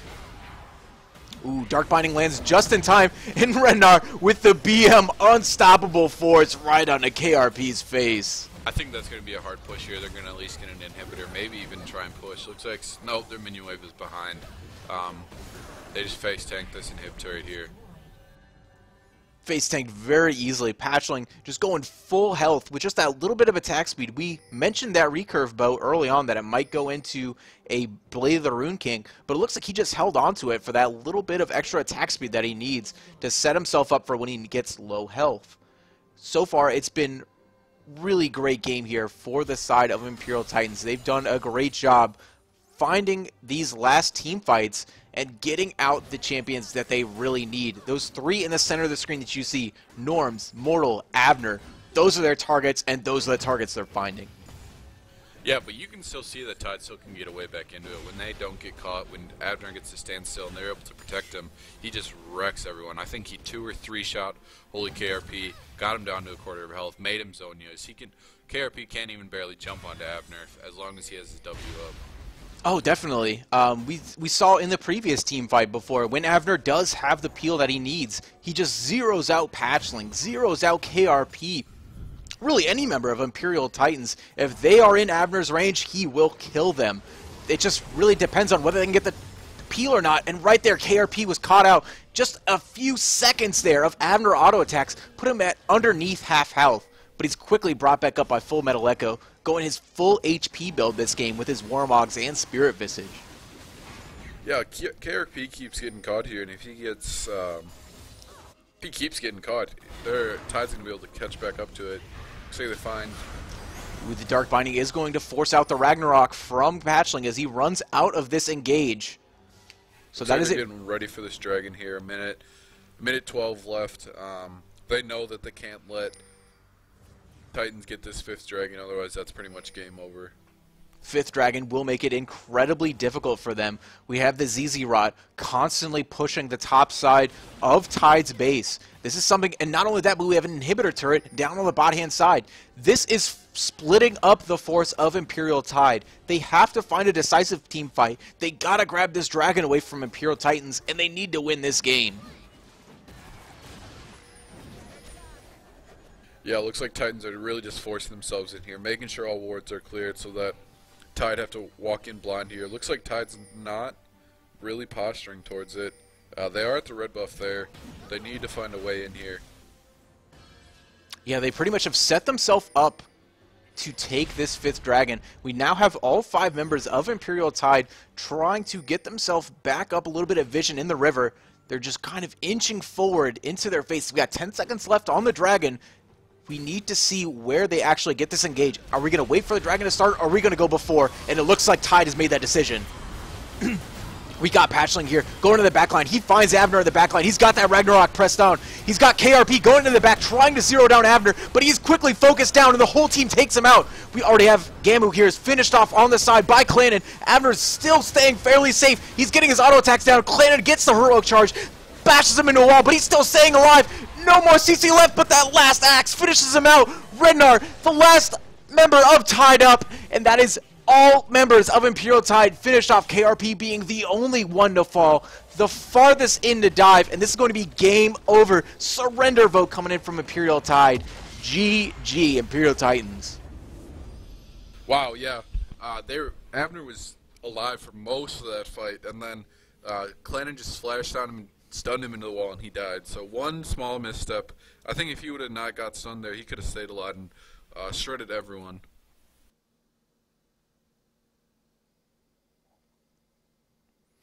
Oh yeah, most definitely. And we saw right there a very impressive game from Imperial Titans, but we still saw signs of life from Imperial Tide. It was really unfortunate there in that last team fight. Abner had set himself up in a pretty good position. He stayed really far back, but we saw that it got to be so late in the game with that Randuin, excuse me, not Randuin, it's the Thornmail being picked up by Patchling. He was one of the main targets in that last team fight. With him being targeted, he's going to be losing so much HP, and that was just what they needed to get themselves back into that team fight and finish off the game for Imperial Titans. All right, folks, thanks everybody for watching. This was game number 2. We're going to be setting up here for game number 3. Stay tuned for even more Imperial esports action.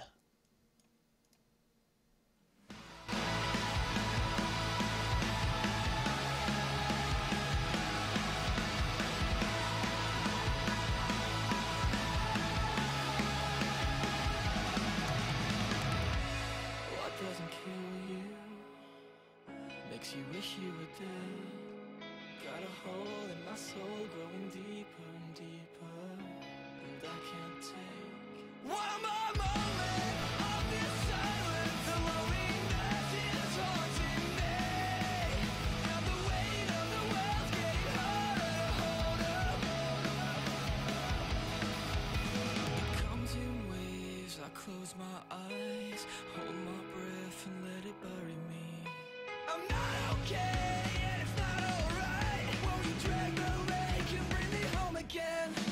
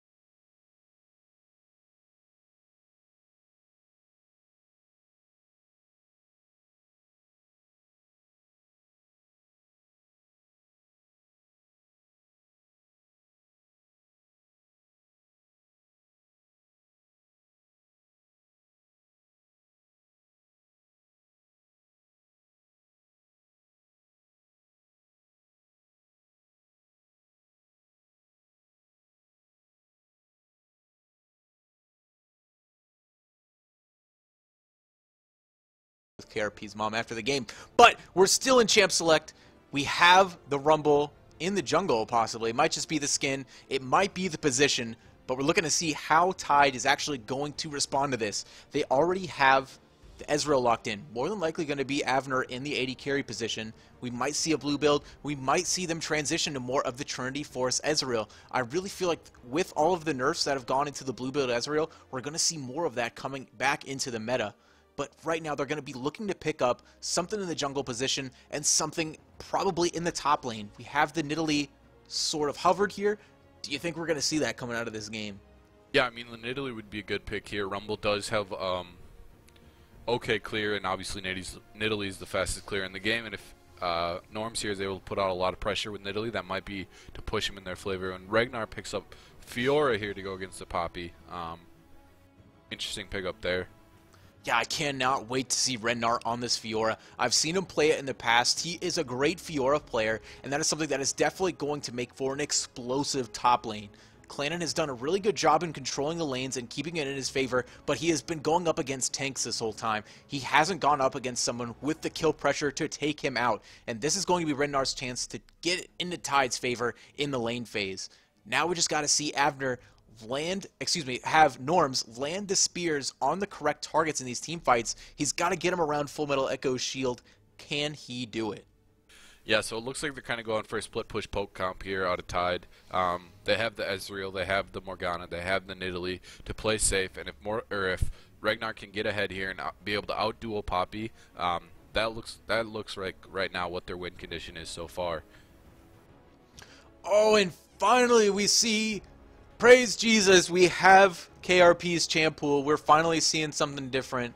This guy, I've only seen him play like 3 or 4 champions so far in this entire tournament. And now we have KRP on the Zed. We have the Duskblade coming into the meta so hard. It's such a good item, especially on this. It is made for Zed. Now we're going to see KRP going up against whatever Mortal decides on in the mid lane. But what does he pick after this? Going into a Zed, Lulu is up. Is that what he's going to pick? Yeah, I would see Lulu here. Maybe something out of his back pocket, like a Cassiopeia, something else.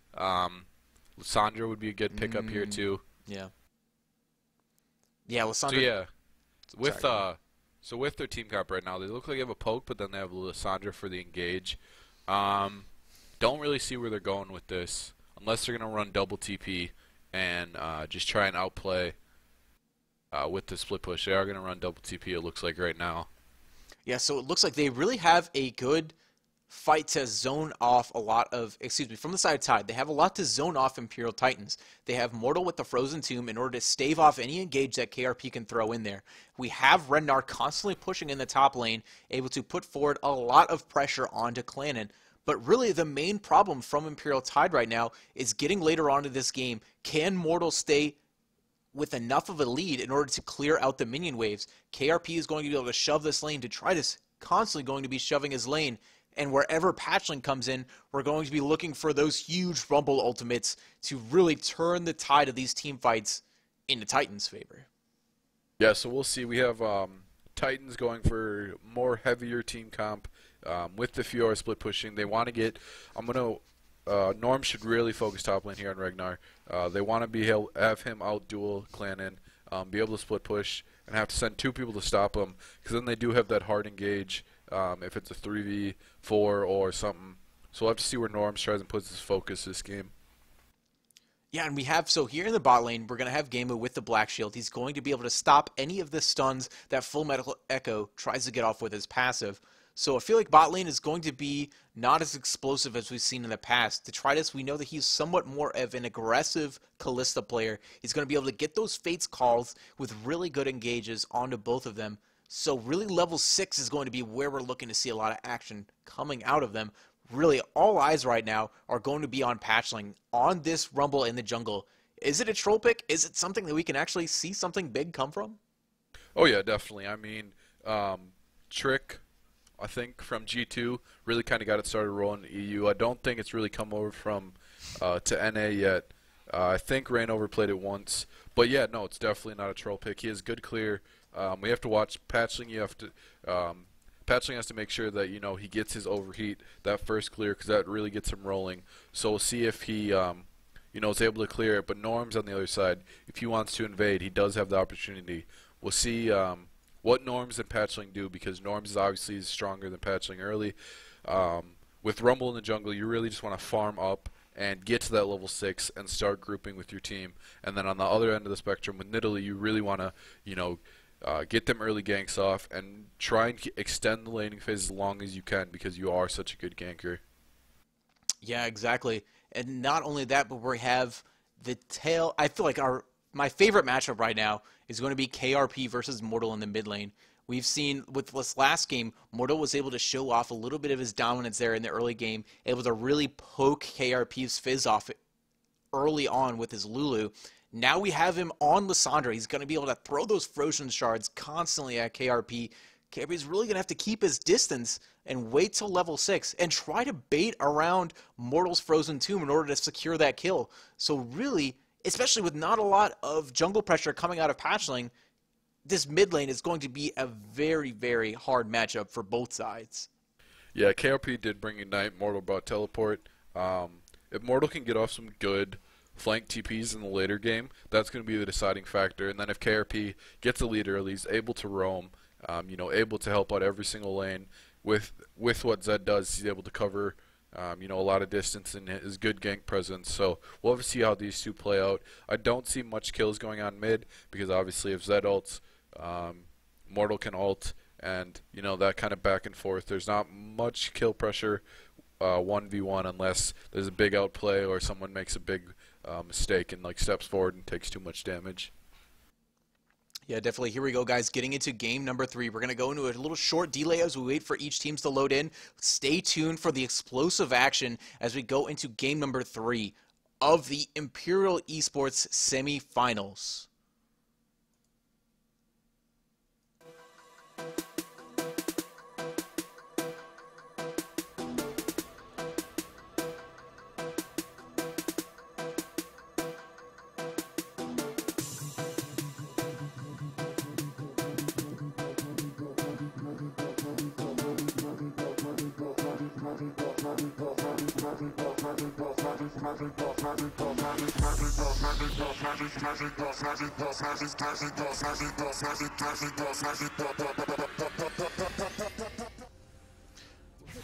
And here we go, guys. Already getting into game number 2. Man, these guys have supercomputers, so these games load into incredibly fast.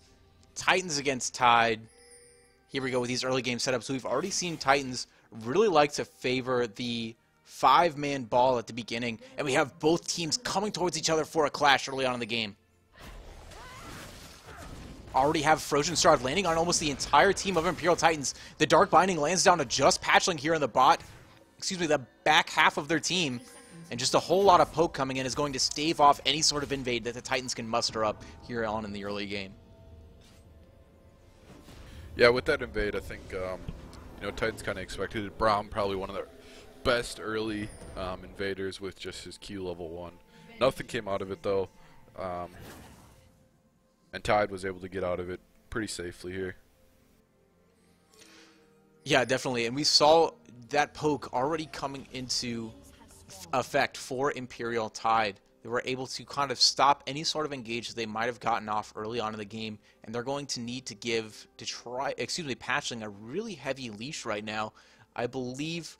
Let's see, what does he skill up first? Oh, he did actually go ahead and grab the Flame Spitter first. I wasn't sure if he grabbed the Harpoons or not. I mean, I played a little Rumble in jungle and watched it. He should definitely be getting that heat bar up, unless they're going to give him a really big leash here from the bot lane side of Titans here. We'll have to see how interesting this clear goes, because you know, most people don't start red here. Have to see where he goes from here. Interesting enough, we're looking to see where Norms actually goes. Norms might be looking to invade him on the red-hand side of the jungle. Goes for just the Grump. I guess it takes a sort of the delayed blue buff after everything, and Patchling is just going to go ahead and clear his red buff easily. Yeah, Patchling already used up one of his refillable potions. His clear right now is going to be pretty slow, starting at the red first, and not getting that overheat. That's a really strong But that's really an essential thing for Rumble Jungle to do right now, is to make sure he gets that overheat, make sure he gets that clear ready. So we'll have to see where both these junglers end up after the first clear. Definitely, we've already seen poke going on to both teams right now, both Rennar as well as KRP. Both teams have taken quite a bit of poke, so the mid laner from Titans as well as the top laner from Tide are having kind of a tough time already. Only had to pop one of his potions on each side, but that's puts... It looks like KRP is actually even in potions with Mortal in the mid lane. So where can they actually get it? We got our first gank here coming from Patchling, though, in the mid lane. We got the slow coming down from KRP. Both harpoons landing in. Flamespitter chunking down. Ignite down onto Mortal. Can his potion get him through this? And Nova First Blood going down for Holy KRP in the mid lane. Yep, and he didn't have his flash there from that level 1 invade. Patchling knew that, and they used advantage when Mortal pushed a little too far. You have to keep in mind in these fights when your summoner spells are down, because the other team is going to be keeping track of it, and that is exactly what they did right there. They got all the correct CC down from the side of Imperial Titans, and whoa, double shurikens going down on Immortal, takes him down under half health, and he just got back to lane. Yep, PTP, it looks like KRP's going to stay here, but with that gank mid, they knew Patchling was on the bottom side, so Norm's actually hopped in there and stole the blue buff from Patchling. So Norm's is going to get three buffed here, and let's see what he does with that there. Yeah, it's going to be interesting the way that these jungle matchups go head-to-head against each other. We already see Norms coming here into the mid lane. Patchling is still here in the mid. He's got both harpoons landing off on him. Flamespitter's going down. He's got that heat going on. The heat advantage, excuse me. And KRP just takes one spear on the back half of that fight. Yeah, so Patchling's gonna check his blue buff here, and he's gonna see it's gone. He should have known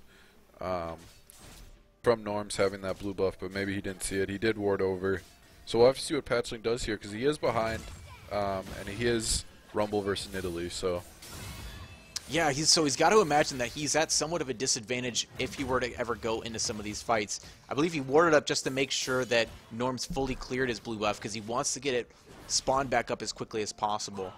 But now, really the telltale is this jungle matchups. How does Norms go into Patchling's Rumble? Is he going to go more aggressive into his opponent's jungle and really try to zero him out there? Or does he go for the more aggressive ganks because he knows that he puts forward so much more pressure than Patchling does? yeah, I think Norms really just needs to look for ganks here. He's going to obviously be able to move so much quicker on the jungle, clear always jungle. So he's going to be able to keep up in farm and be able to gank. So I really think he needs to put pressure down to all these lanes. Oh, most definitely. And we already see he's gotten that early ward down there into the bottom half of the map. He would have been seen off by Detritus' Sentinels, but here we have Rennar going for a little bit of an engage onto Clannad in the top lane. It's quite a bit of damage down, but Patchling is waiting behind there. He does take the back to base, so no action coming out of here from the top lane. But we do have Rennar here pretty low. I feel like this is going to be where our next kill is up here. Clannad into Rennar. How can they get this happen? We do have the riposte going down. Gets the slow, but not quite enough damage. Rennar is incredibly low. All that Clannad would need is the shield from his passive in order to get the kill, but he decides to play it safe and is going to go back to base. Yeah, so Ragnar's going to get a little catch-up in farm here. Clannad was actually 7 CS above, even with the equal waves.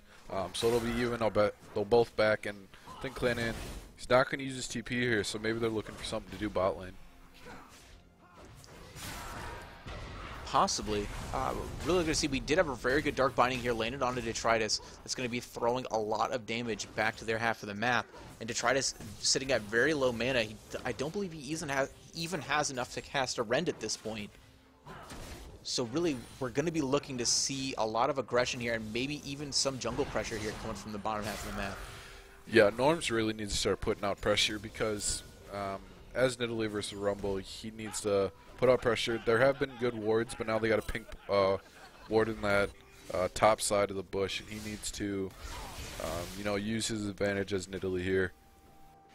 And not only does it need to be out pressuring Patchling, but he also needs to be out farming him. We see right now they are sitting at even farm. This is a Rumble in the jungle. I repeat, a Rumble clearing out the jungle, and he is keeping up with a Nidalee. Nidalee is going to have one of the fastest clear times from junglers, and he's still able to stay even with them. This is absolutely insane.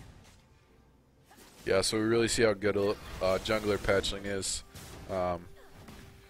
He knew coming into this matchup that he was probably going to get out farmed, but he's put pressure mid lane. He knew that flash was gone. We see Morta trying to catch Patchling off, throws down the frozen passage, but doesn't quite land onto Patchling. Patchling is staying into this. He really want to get something down onto Norms. He got one of those harpoons landed, and Norms is going to have to jump away. We got the ultimate down from Patchling. There goes KRP's ultimate, trying to get the damage down onto Norms, and he's zeroed out. Another kill going on to KRP in the main lane. Another assist going on to Patchling. And this is keeping both of these guys incredibly strong in this game. Looks like we got a kill top lane. Ragnar popped his ult.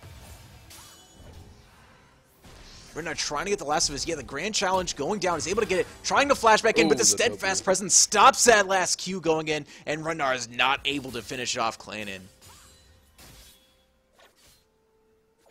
KRP's playing with fire here. He's pretty low, but he knows that if they get enough damage on it, Mortal here, they can get a kill.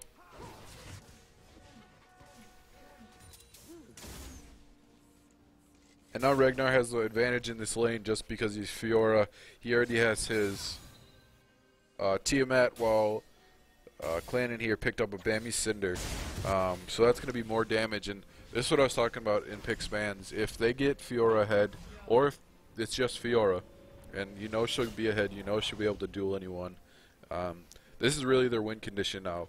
Put all the focus on Ragnar. You know, I think Norm should really be early ganking top and making sure that Clannon doesn't get any kills, so that Ragnar can always constantly be pushing and winning in that lane.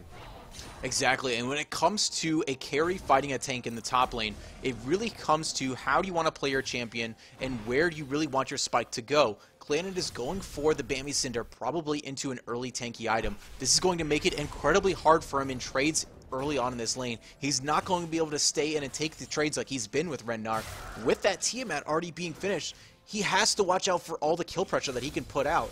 There's just nothing he could do against him since he went tanky. He could have went for maybe a Frozen Gauntlet early instead, but he decided not to, and that might cost him.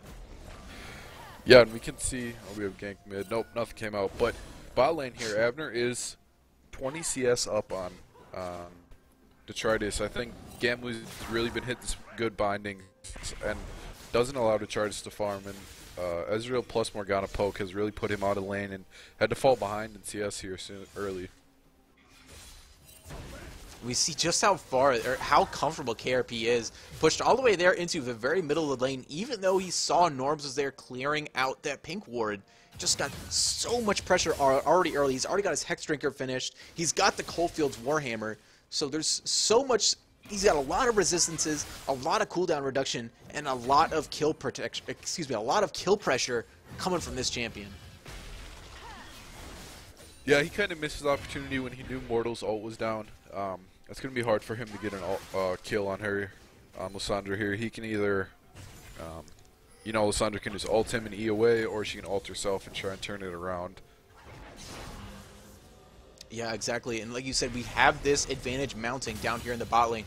We do have Avner going for more. Oh, we got the grand challenge going down on a Clannon. He's already got that first Q procced off. He gets knocked into the wall, the heroic charge. The Clannon's ultimate goes off. The grand challenge is proc. He's got the health going off from it. The Q going down from Clannon. He's got his E proc. The first critical goes down. The next slow comes in. And the last auto attack from Renard is going to finish off Clannon. But in that whole time, Patchling finds Norms in the jungle. That is going to be a solo kill for Patchling onto Tide's jungler. Yep, like I said, Patchling just uses ult down there. Rumble in the jungle can duel anyone, you know, once he's level 6. Nidalee's not the best dueler. I think she missed her Q, actually did not get that off. And that's why Patchling was able to take down that solo kill there. And interestingly enough, we do see Patchling picks up the Dark Seal, the early pickup for, we do have there, Full Metal Echo going in. He throws down the Glacial Fissure, but that's going to miss everybody. A failed attempt at a gank there in the bot lane. Renard trying to go in, get a little bit of damage down onto Clannon, but he is at double your HP right now. They cannot fight.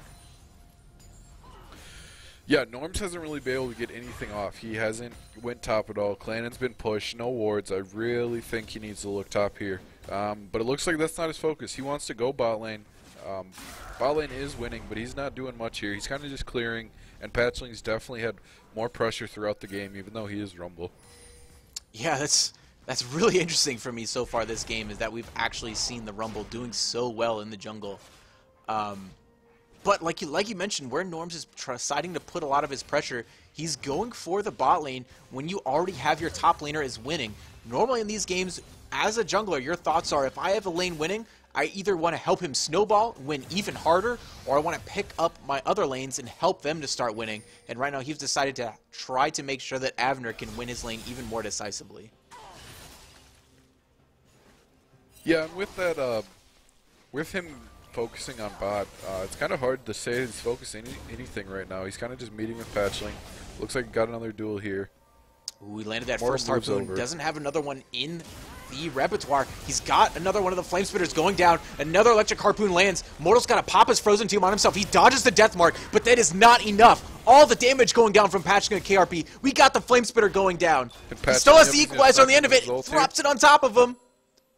Just enough health. That potion ticking down at the end of it keeps him alive.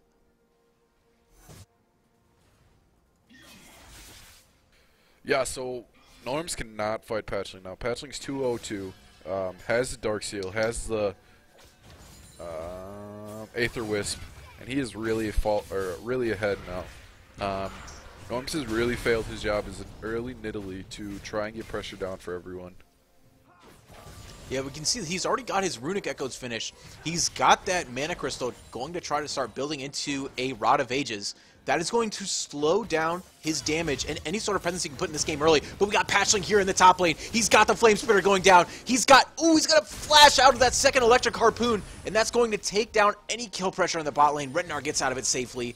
And we down in the bot, Detritus Fate's Call out Full Metal Echo, and the True Shot Barrage is going to miss.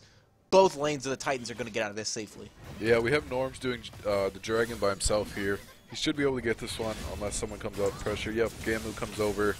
Clannon is going to find them in the top lane. He found Patchling waiting off into the wings, and he's going to finish him out. But this is going to mean the Dragon is going to go over to the side of Tide. Yeah, and Avner actually went for a pretty early Glacial Fist. I see some go straight Glacial Fish after tier, some go Man Immune. So he really wants to get that poke down, and it's working out well in his favor. He is still 20 CS up. He's able to push Full Metal Echo and Detritus in here. Yeah, and they're doing just that. The Dark Binding lane in game has been pretty on point so far this game with his Dark Bindings, putting forward a lot of pressure and allowing Avner to secure this CS advantage. And this is back-to-back Dark Bindings being landed. We already see the health bars from the side of Imperial Titan showing this. Yeah, Detritus and Full Metal Elf who can't sit down here. They got to give up that turret. And Patchling really hasn't focused himself.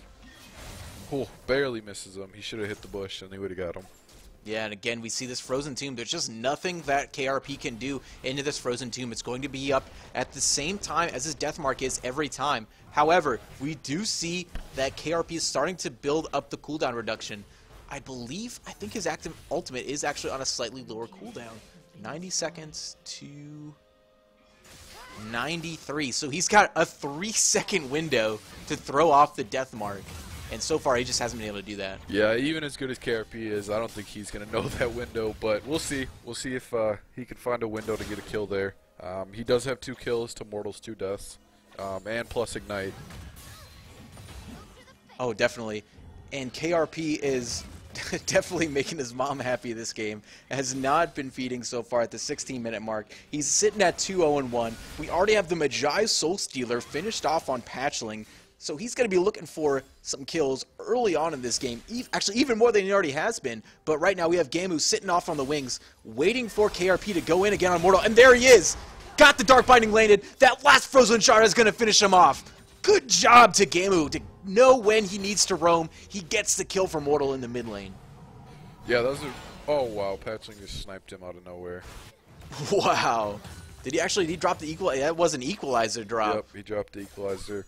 Jeez. Patchling with 10 Magi Sealer sacks. It becomes cost efficient at around... Already, but we have Patchling coming around in the back of this back lane. He's got the Chilling Smite landed onto Retnar. He's got both Electric Harpoon stacks landed. The Flame Spitter is enough to finish him off. That gives the assist over to Clannon, and that gives even more stacks over to Patchling on Rumble. Patching is really taking over this game. He's 502.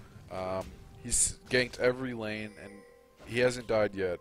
He allowed KRP to snowball. KRP was winning the lane until he got ganked by Gamu. Has he ganked bot He's come lane top. He shut down the Fiora, which we said was their win condition top laners, to let Fiora split push on top of Poppy. And he's just been able to help out everyone. Has he actually ganked in the bot lane yet?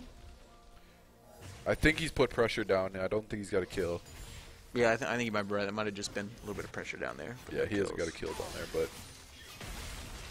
But we do see, we are at a point where both ultimates are back up in the mid lane, so we're going to see maybe another stalemate fight coming out right there. Or if maybe KRP might just wait out the ultimate this time. Dark Binding is going to land in the bot lane, but not a lot of return damage going down. They're just sort of zoning them out from their own wave right here. That is going to be a cannon loss by Detritus. Even more gold and even more experience going over to the side of Imperial Tide. However, is that going to be enough to stop them? Oh, but here we go. We got the Fate's Call. That's going to be enough to kill out Gamu. And the Fate's Call is going to drop Full Metal Echo right on top of him. Even more action going out here in the mid lane. Norm's trying to make a gank off from the back side of it, but KRP's going to throw the Death Mark down on top of him. Clandon slams him into the wall, and here comes another kill going down. Oh, Mortal kills him off with just the W. KRP tried to get one more auto attack to finish out Mortal, but just, the Ring of Frost goes down and takes down KRP in the mid lane.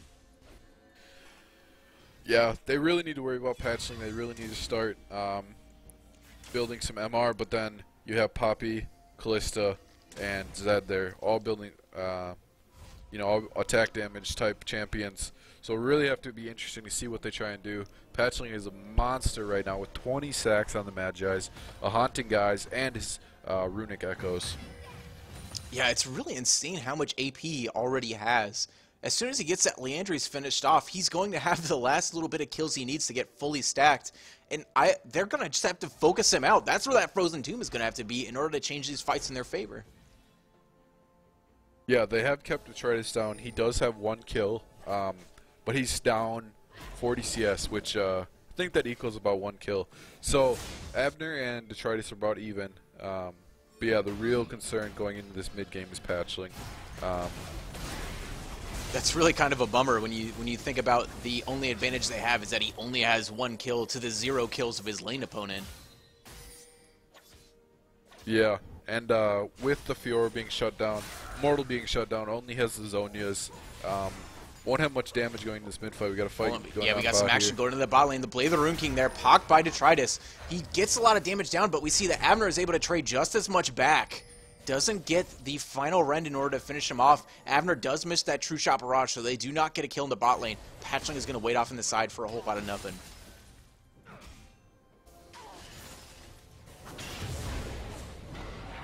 Patchling does not get the steal off in the jungle away from Norms. He is able to secure his own blue buff, and he takes a Dark Binding for his troubles. But we do have KRP trying to go onto Mortals in the mid lane. Both ultimates are still up, so not a lot of kill pressure from either mid laner, but it is going to send Mortal back to base. Yeah, it looks like Titan's positioning around Dragon here. Patchling will be able to burn through this really quickly with how fed he is and the damage coming out from him. Burn through him really quickly because he's using Flame Spitter. That's a clever pun, Scruffy. Yep. Abner trying to poke here. He's not going to be able to do much.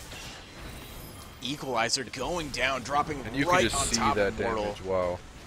Wow, that completely finished off, Norms there on the back side of that. They do lose Detritus in the end of it, and Rendar is able to solo kill Clandon in the top lane, but we do still have Patchling still alive. Got another stack, got 2 other stacks, fully up. Gameu tries to throw off the ultimate, the Soul Shackles, but here's Patchling off to the side. That Runic Echo's proc. He missed both electric harpoons, but that overheated Flame Spitter is enough to zero out Gameu. Is hurting. Wow.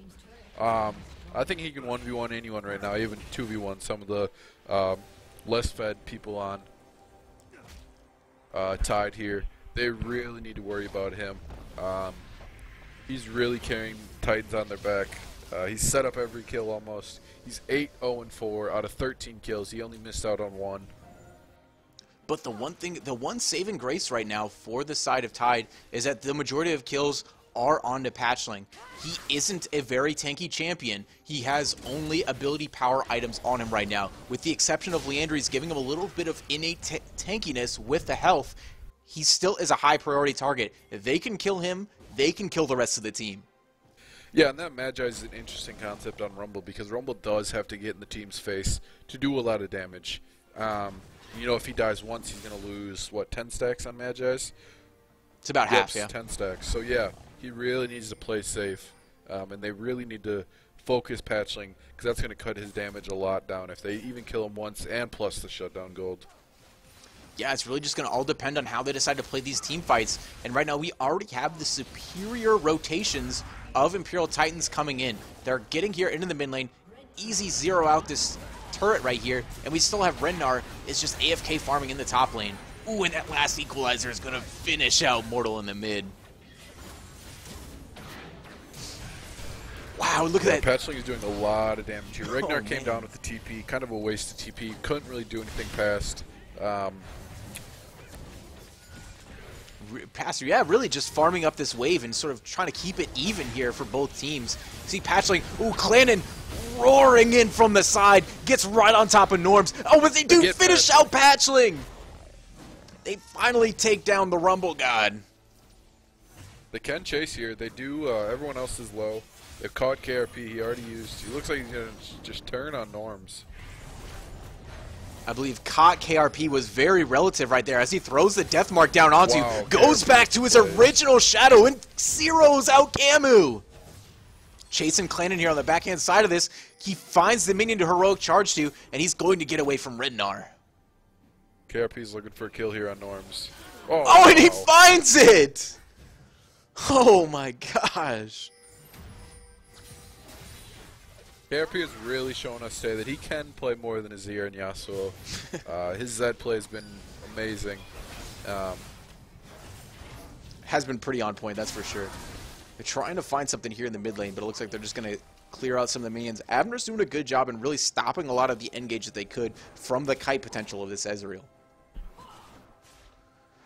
Dragon's up. Patchling did die, so he's only down to 15 stacks here. That's going to cut him off a little bit, but he still is 9-1-4 with the completed Landry's, Giant's Belt, Sork Shoes, Runic Echoes, and Magi's here. He's doing a lot of damage, and they still need to worry about him.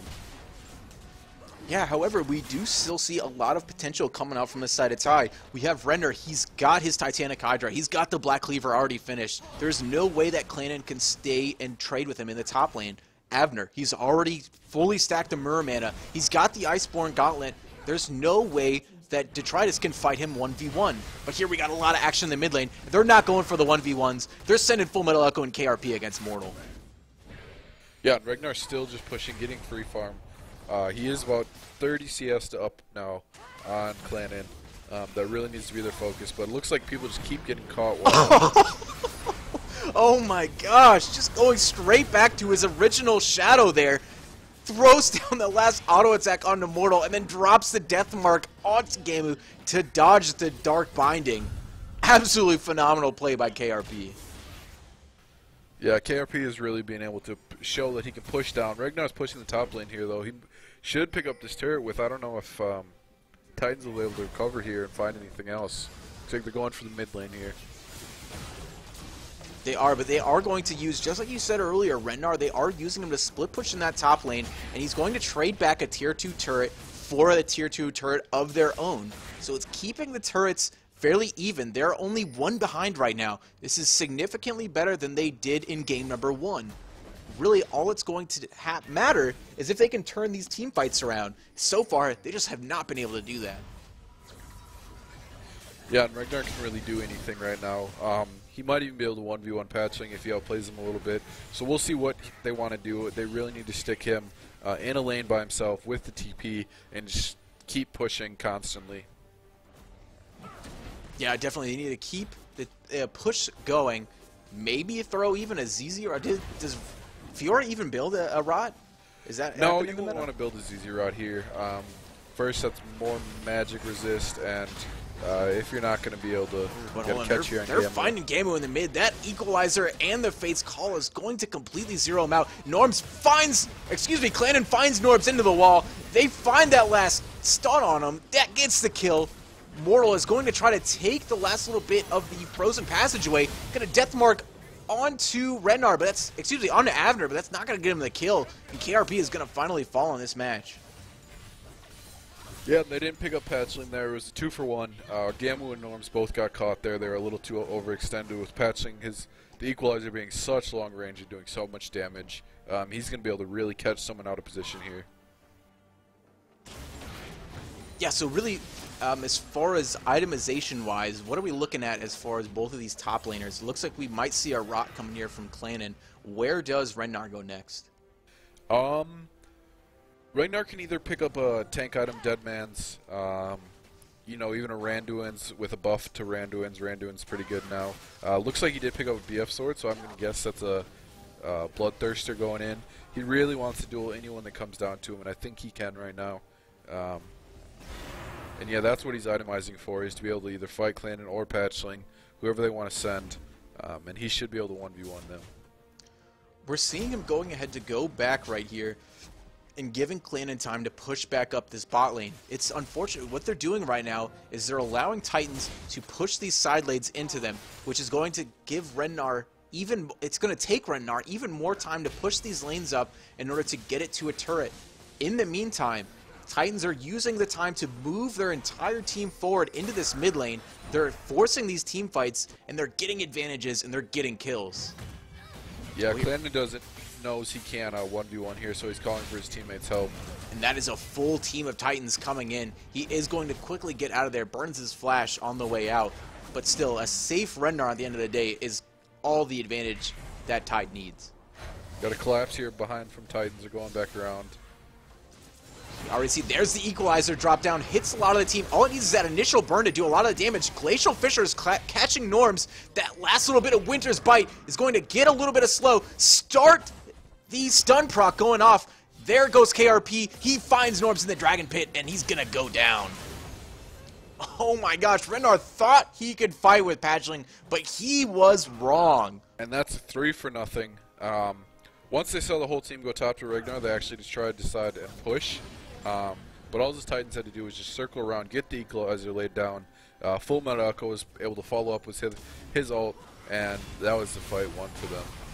And I'm not sure what Norbs was thinking right there. Went in to tank the turret. I guess they thought that all of the Titans had went back to base, but they know right now how strong they are. There is no way. Stun here, ults himself, Mortal.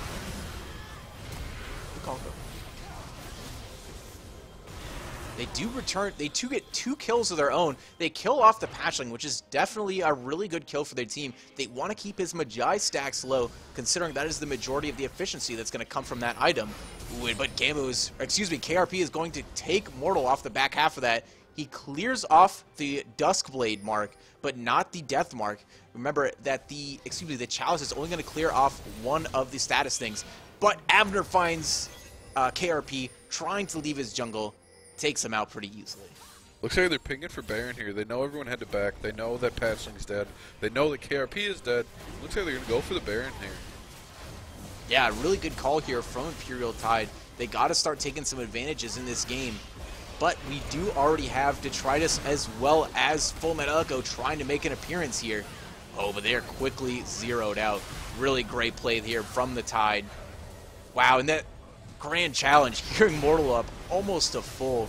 Really great play there, but we do have Clannon teleporting in, and that's going to stop the Baron. Tide isn't able to see the disadvantage behind Tide's team comp right now. They have no true tank. Everyone took a lot of damage from Baron, even Norms, who I would say is the tankiest person on their team right now. Ragnar wasn't there right away. They were just too poked out from Baron, and Detrius and Full Metal Echo were able to push them off of that.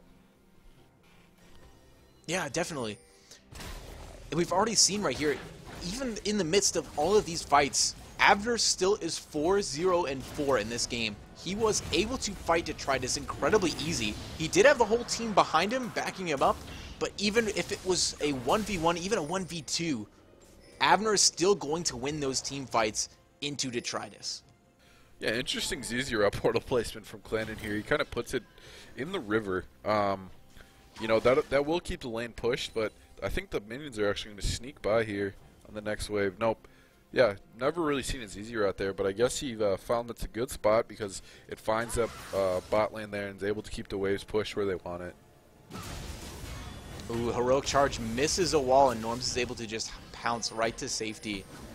Don't quite find anything. I think the ZZ Rot is placed the way it is, so kind of to hide it, because normally it's placed right there in that bush where everybody's sitting at. Yep. But putting it back more towards the river kind of hides it if anybody's trying to look for the ZZ Rot right there, because you still see the minions coming from a spot they normally would. So maybe it's like a baiting strategy. Yeah, it's a good placement because I guess it keeps this wave pushed for them if they ever want to come down here and push. And yeah, it hides it from the rest of them. Yeah, exactly. And you hear that it's going to be a very easy pickup here for We have the a Baron Titans. going on while they push this top lane. 4-man top. Looks like they're just going to straight up push down, kill Mortal. Very easily done. Waiting to see possibly a steal. KRP does not get the steal. He does get the Grand Challenge going down onto him. He's got the Death Mark going down. It is going to be enough to kill Rennar, but they still lose the Baron, while Tide loses a inhibitor from this, maybe even 2 inhibitors. Is the Baron going to be enough to keep him in this game? Oh, but we still have a lot of action going out right here. Clandon takes a Dark Binding, but Avner finds a kill onto Full Metal Echo at the last half of this fight. He's got so much poke damage right now on this Ezreal. He's got all of his offensive items finished. Clandon right now, he's going to try to channel his ultimate, but misses everybody at the last half of that. But they do still safely get out of Tide's base. Yeah, so they pick up 2 kills there in the Baron, but they do lose 1 inhib and pressure on another. That's going to be bot lane pushing in. They already have no one responding to it. They need to send someone down there. It looks like Gambler's going to go back and try and clear out that wave. They don't even have this mid-outer yet. Looks like Norm's going to pick it up. Yeah, just going to tank it up just a little bit to go ahead and grab that. They weren't able to grab the inhibitor in mid lane, so the Tide still has only 1 lane pressing up against them. They have to find the ZZ Rot portal if they want to get this wave out of their base. Not only do they have the super minions pushing it up, but they also have the ZZ Rot is not going to let it leave past their blue buff. So really, they got to find some way to get this game pushed on the side of Titan's map. Yeah, I mean, it's only with that Baron pickup and those kills, it's only a 2k, less than 2k gold difference here, a 1.2k, 1.3k pickup here, and so Tide is definitely still in this game. Ragnar's strong, he can 1v1 anyone. Patchling has kind of fallen off on getting all these kills now. Looks like they're going for a fight mid. Going for a fight mid and in bottom. We have KRP going on Immortal in the bot lane. He's going to use the Frozen Tomb to dodge out the Death Mark, but KRP's still got quite a bit of damage left to go. Gameu is going to go really hard for this one, throws out the Soul Shackles, but is not going to find the stun or the kill. Detritus is going to find Norms here in the mid lane. They get 1 kill for themselves on the side of Titans, but Rennar is looking to return a kill of his own. They catch Patchling there with Q. Ooh, that's exactly what they needed. Equalizer goes down. A lot of damage down onto Patchling, but they have Clandon getting focused down in the middle of Tide's team. And all of Tide are going to get out safely. Wow, really good play from Titans there. Just in and out perfectly. No one died down there, but they were able to push in here. I don't think they're going to be able to push to this inhib. They're all pretty low. Definitely, but now we have Clandon here teleporting in on the backside. He's going to be looking for Rennar. He gets the heroic charge into the wall, and he gets the kill on Rennar inside of Imperial Tide's base. They're going to use this time to try to grab this inhibitor out of it, but they're going to shift focus and get a little bit of damage down on Mortal on the way out. Ooh, but Avner has found KRP. He's going to QSS the Death Mark. Takes only the Dust Blade and a little bit of damage going down, but Clandon found Mortal inside their base. Still going neck and neck. Patchling is back into this fight. He's got the Flame Spitter going down. A lot of damage down onto Avner. And Clandon is going to take a Dark Binding as they leave Tide's base. Yeah, they did pick up the inhib there. That was their only goal. The only one that had to die was KRP. They picked up Ragnar Immortal, the 2 carries. Avner, he is 605. He does have good poke, but he just doesn't have enough damage. He can't get through even Patchling, and especially not Clandon. Clandon's able to soak up so many Qs and still make it out alive.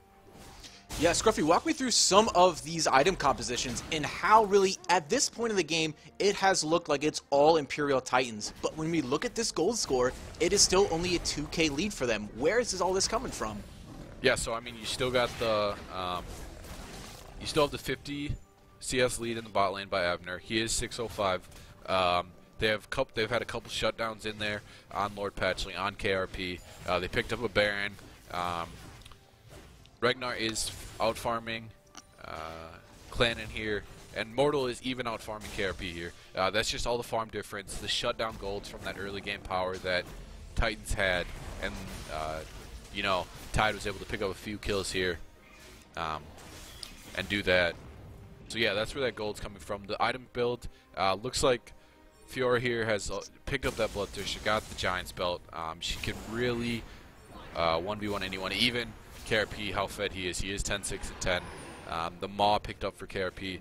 2 Zonias picked up by Norms and Mortal. Now this build by Norms, it's kind of iffy. This is why I don't 100% like Nidalee, because, you know, she once she gets behind, she's really useless.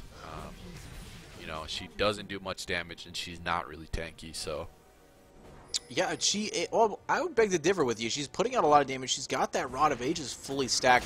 She does have the Hourglass, but we got a lot of damage down here, and Mortal was CC'd long enough, not able to throw down the Frozen Tomb on himself. We got the whole team. They find Rednar in the top lane. The Deathmark not even needed. The Titans zero out Rednar for a 2-for-0 kill. Yeah, that's just picks. Baron wasn't even up. Tide was just kind of roaming around in their own jungle, thinking they were pretty safe there. Yeah, there's not enough damage coming out, because you can see those Qs try and hit. Now that Q on Detritus, that will hurt. But you know, I'm talking about on Echo and Echo and Clan in here. No one really does damage to them. There it is. Norm's almost finding a kill there for Avner, but the True Shot Barrage doesn't quite connect. And we do have the side of Titans are going to limp out of the top side of the jungle. Planet is going to try to solo take this top inhibitor. Going to faux bait in Gamu. He throws down the Soul Shackles. A lot of damage going down. Clannad is going to send the ultimate to try to send Avner back to base to take out this inhibitor, but he didn't send him far enough. Not channeled long enough, and they're not... Seems like they are going to be able to take this inhibitor. Yeah, they do have a super wave of minions in the mid pushing on the Nexus turrets right now. Holy KRP pushing the top lane. Mortal, I don't think he can 1v1 him now, even with his ult. Zonia's... Wow, and we have just so many tools right now in Mortal's kit in order to stay safe from Holy KRP's death marks. Even if that Frozen Tomb isn't up anymore, now he's got that Zonya's Hourglass, and he's going to need a team behind him if he wants a kill on Mortal. Yeah, with Baron coming up in 15 seconds here,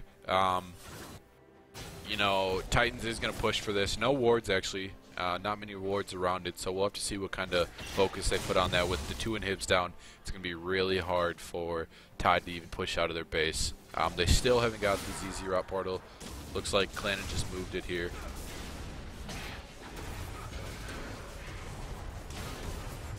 Trying to poke him down off. Norm's trying to just get any damage he can. Ragnar TP in the backside, or Mortal's TP here. Ooh, they're going to Fate's Call and send Full Metal Echo in. They already had the Glacial Fissure going down. They had the Equalizer going down on most of their team to try to finishing off the kill on Nagamu.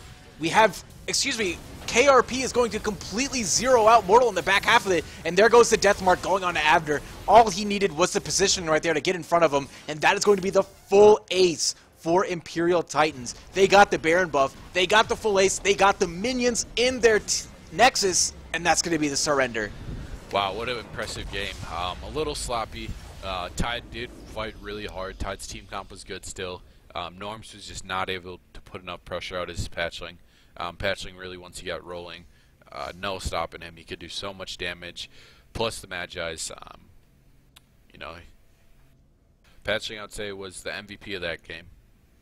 Yeah, definitely, and on someone that we would not have expected to see either. We got a Rumble in the jungle, all that damage being done. Actually, hold on, before we go to the logo, I want to look at the damage done chart. Let's switch back over to a little client here. We're going to look at the damage done. Damage dealt to champions. And we still had, he was just barely behind KRP in the mid lane. Well, just barely, being 11,000. But even still, so much damage going down from a jungler. This is absolutely insane. Are you looking at the same chart I'm looking at right now? Yeah, I'm looking at it. It's pretty crazy. And like I said, this whole game was singing Avner's praises in the bot lane, and still this game he was the saving grace of Imperial Tide. He kept a lot of these team fights where they were able to elongate the fight. They were able to kite back and poke down Imperial Titans. They were able to pick up a few kills on the backside, and Avner had a really impressive game. I believe he ended with a scoreline only dying one time in that final fight when all of Imperial Titans were on top of him. So really a great job to Avner throughout this series. Yeah, Abner really showed his proficiency on Ezreal. He's able to stay safe even with, the Rumble Equalizer, Zed, and Clannon, just always trying to dive on top of him. They really picked on Mortal this game. He got really far behind. He only had three items by the end of the game, even though he did have 287 minutes. Or 287 farms, sorry. Hold on 1 second. So I think we're going to pull KRP in here. He had impressive games on all 3 games. He was really impressive. We're going to try and get an interview for you guys in here. Yeah, let's do that. KRP. Red Rover, send KRP and his mother over. I can just pull him in here if he's ready. Oh, I forgot you have TeamSpeak permissions.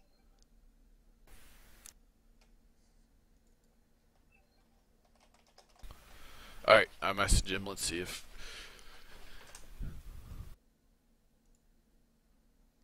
Yeah, so Titans really showed impressive.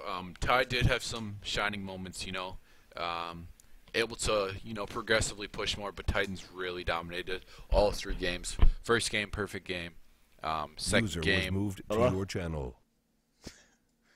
Hey man, how's it going? Hey, what's up, dude? How you doing? Awesome. So Me too.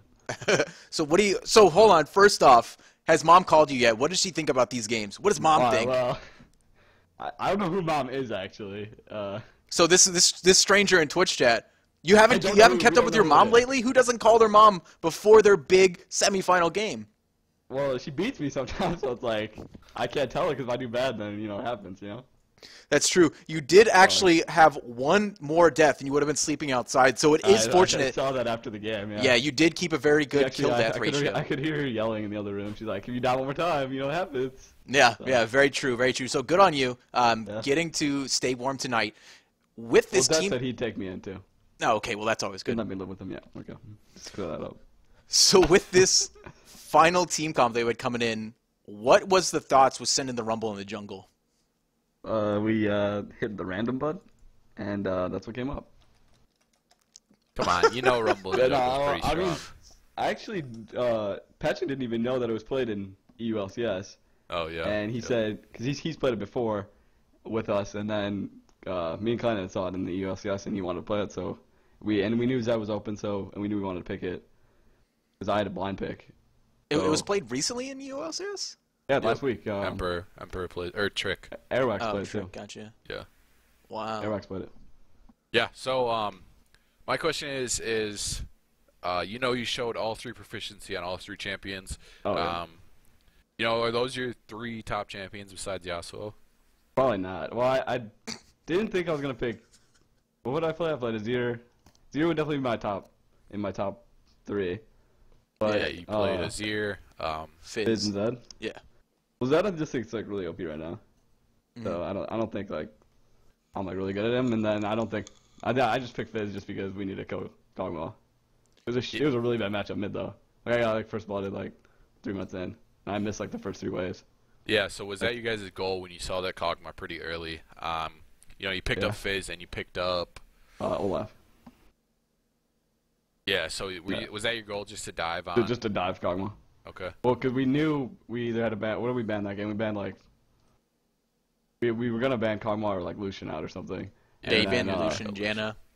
Yeah, Because Lucian and Janna and was pretty much your guys' 2 top bands, which Janna's one of the top supports, and I don't think I've ever User seen was Echo moved play to him. your channel. So, I mean, I could see why you would do that. Oh my god. We got KRP's mom. Holy shit! It's KFP's mom. Wow. Oh, you sound different. Oh my god. Alright, well, we didn't get 50 viewers, so... interview.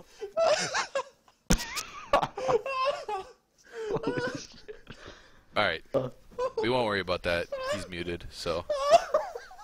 Oh my God! here Wow. for All right. interview. All right, well, let's get past that little trolling. So, great games. You guys 3-0'd. Did you guys expect a 3-0? What were you expecting out of Yeah, Tide we're coming pretty sure in? we're going 3-0. Cause I think we haven't dropped a game to them yet. Yeah. But actually, I didn't expect to pick the Zed the last game, but they target banned all three of or the Ramis, I think, and then Zach and Yasso, so they left like power picks open. All right. Actually, were they banned last time? Yeah. Yeah. So, looking forward to this next series coming up tomorrow or Tuesday. I'm not sure. Okay. What do you see with those two teams, Crown and Asylum? Oh well, I haven't actually watched. Have the Asylum been streamed at all yet? I don't know about their I new don't- roster yet. The new Asylum, I I don't know, do not think so, because they got a new top laner in that's been all the buzz so far, and I definitely Okay. haven't seen him. So they lost to Crown the first last week, right? Or 2 weeks ago? Yep, it was It's 2-1. 2-1 though. I didn't watch those games. I wasn't able to watch them, so Okay. I don't really know. I mean, I'd like the Crown to win, but I don't know. We'll see tomorrow, I guess. I mean, it's a Okay. best of 5 too, and we haven't seen anyone in best of 5. Yep. True, that is the dream, to have a really competitive game here coming out of our semifinals. We got to see, you guys got to lose one. Like, Yeah. when We lost is the we big going to one. see I can't all rank 5 that. random? That's what I want to see. I'll unhook Carp's internet. Well, yeah, I got a pocket pick, but no one let me play it. I think Bloom, you know the pocket pick. Getting unhooked. The pocket pick. Wait, are You we know what still it talking is. about league champions? I think we are. Okay. Wow, okay. Oh, sorry. right, well, Anyway, Holy shit. You know, dude. we'll let your mom get a Yeah, I word gotta go in back, here like, and it's see what that she time. has to say. okay. Wait, Hello? CJ? Doesn't matter what he picks. He's getting disconnected. 7 deaths, unacceptable. It was only 6, Mom. That's still, that's unacceptable. Fucking grounded. Your dad'll be ashamed. Yeah, that's why we have to 3-0 every week or 2-0 every week because it's my bedtime. If we ever, that one week that you dropped one, you slept outside, right? No, my mom played for me. That's it Oh again, yeah, I actually. did. Yeah, I forgot. Yeah, About you played for me. You played mid. that. Did better than you. Yeah, All right, guys. Actually, yeah. Well, thanks, KRP, Thank you for guys. coming in. Good games this week. Good luck in the finals now. You guys are to the finals. So, That's good. And I love you guys. Just so you know. thanks. I hate you. Thanks, love you as well. Bye, guys. Later. User left your channel. Alrighty, guys. Thanks left everybody your for channel. tuning in for the semifinals. This was Imperial Titans going 3-0 against Imperial Tide. We had a really explosive series. Make sure to check out our YouTube channel. If you ever want to get any of the updates, any of the, any updates, want to see any of these VODs, you can go to Twitter, see all of the funny banter, anything like that that we might go over. I do want to bring up our sponsors. We are recently sponsored by Chirp. They are a league app. You can go there during the LCS going on. It's kind of an alternative to Twitch. Gets you to chatting with your friends. You get private chat rooms. Chat with your friends. Send gifts that you do not have access to onto Twitch. And kind of chill with the bros. Again, thanks everybody for watching Imperial Esports. You can tune back in this week for our next semifinal match. It is going to be Imperial Asylum versus Imperial Crown. It's going to be a great match. You don't want to miss it. Check back up on our Reddit and Twitter page for further updates. This is Blue here, joined by Scruffy. And thanks everybody. Y'all have a good night. Thanks, guys. Peace.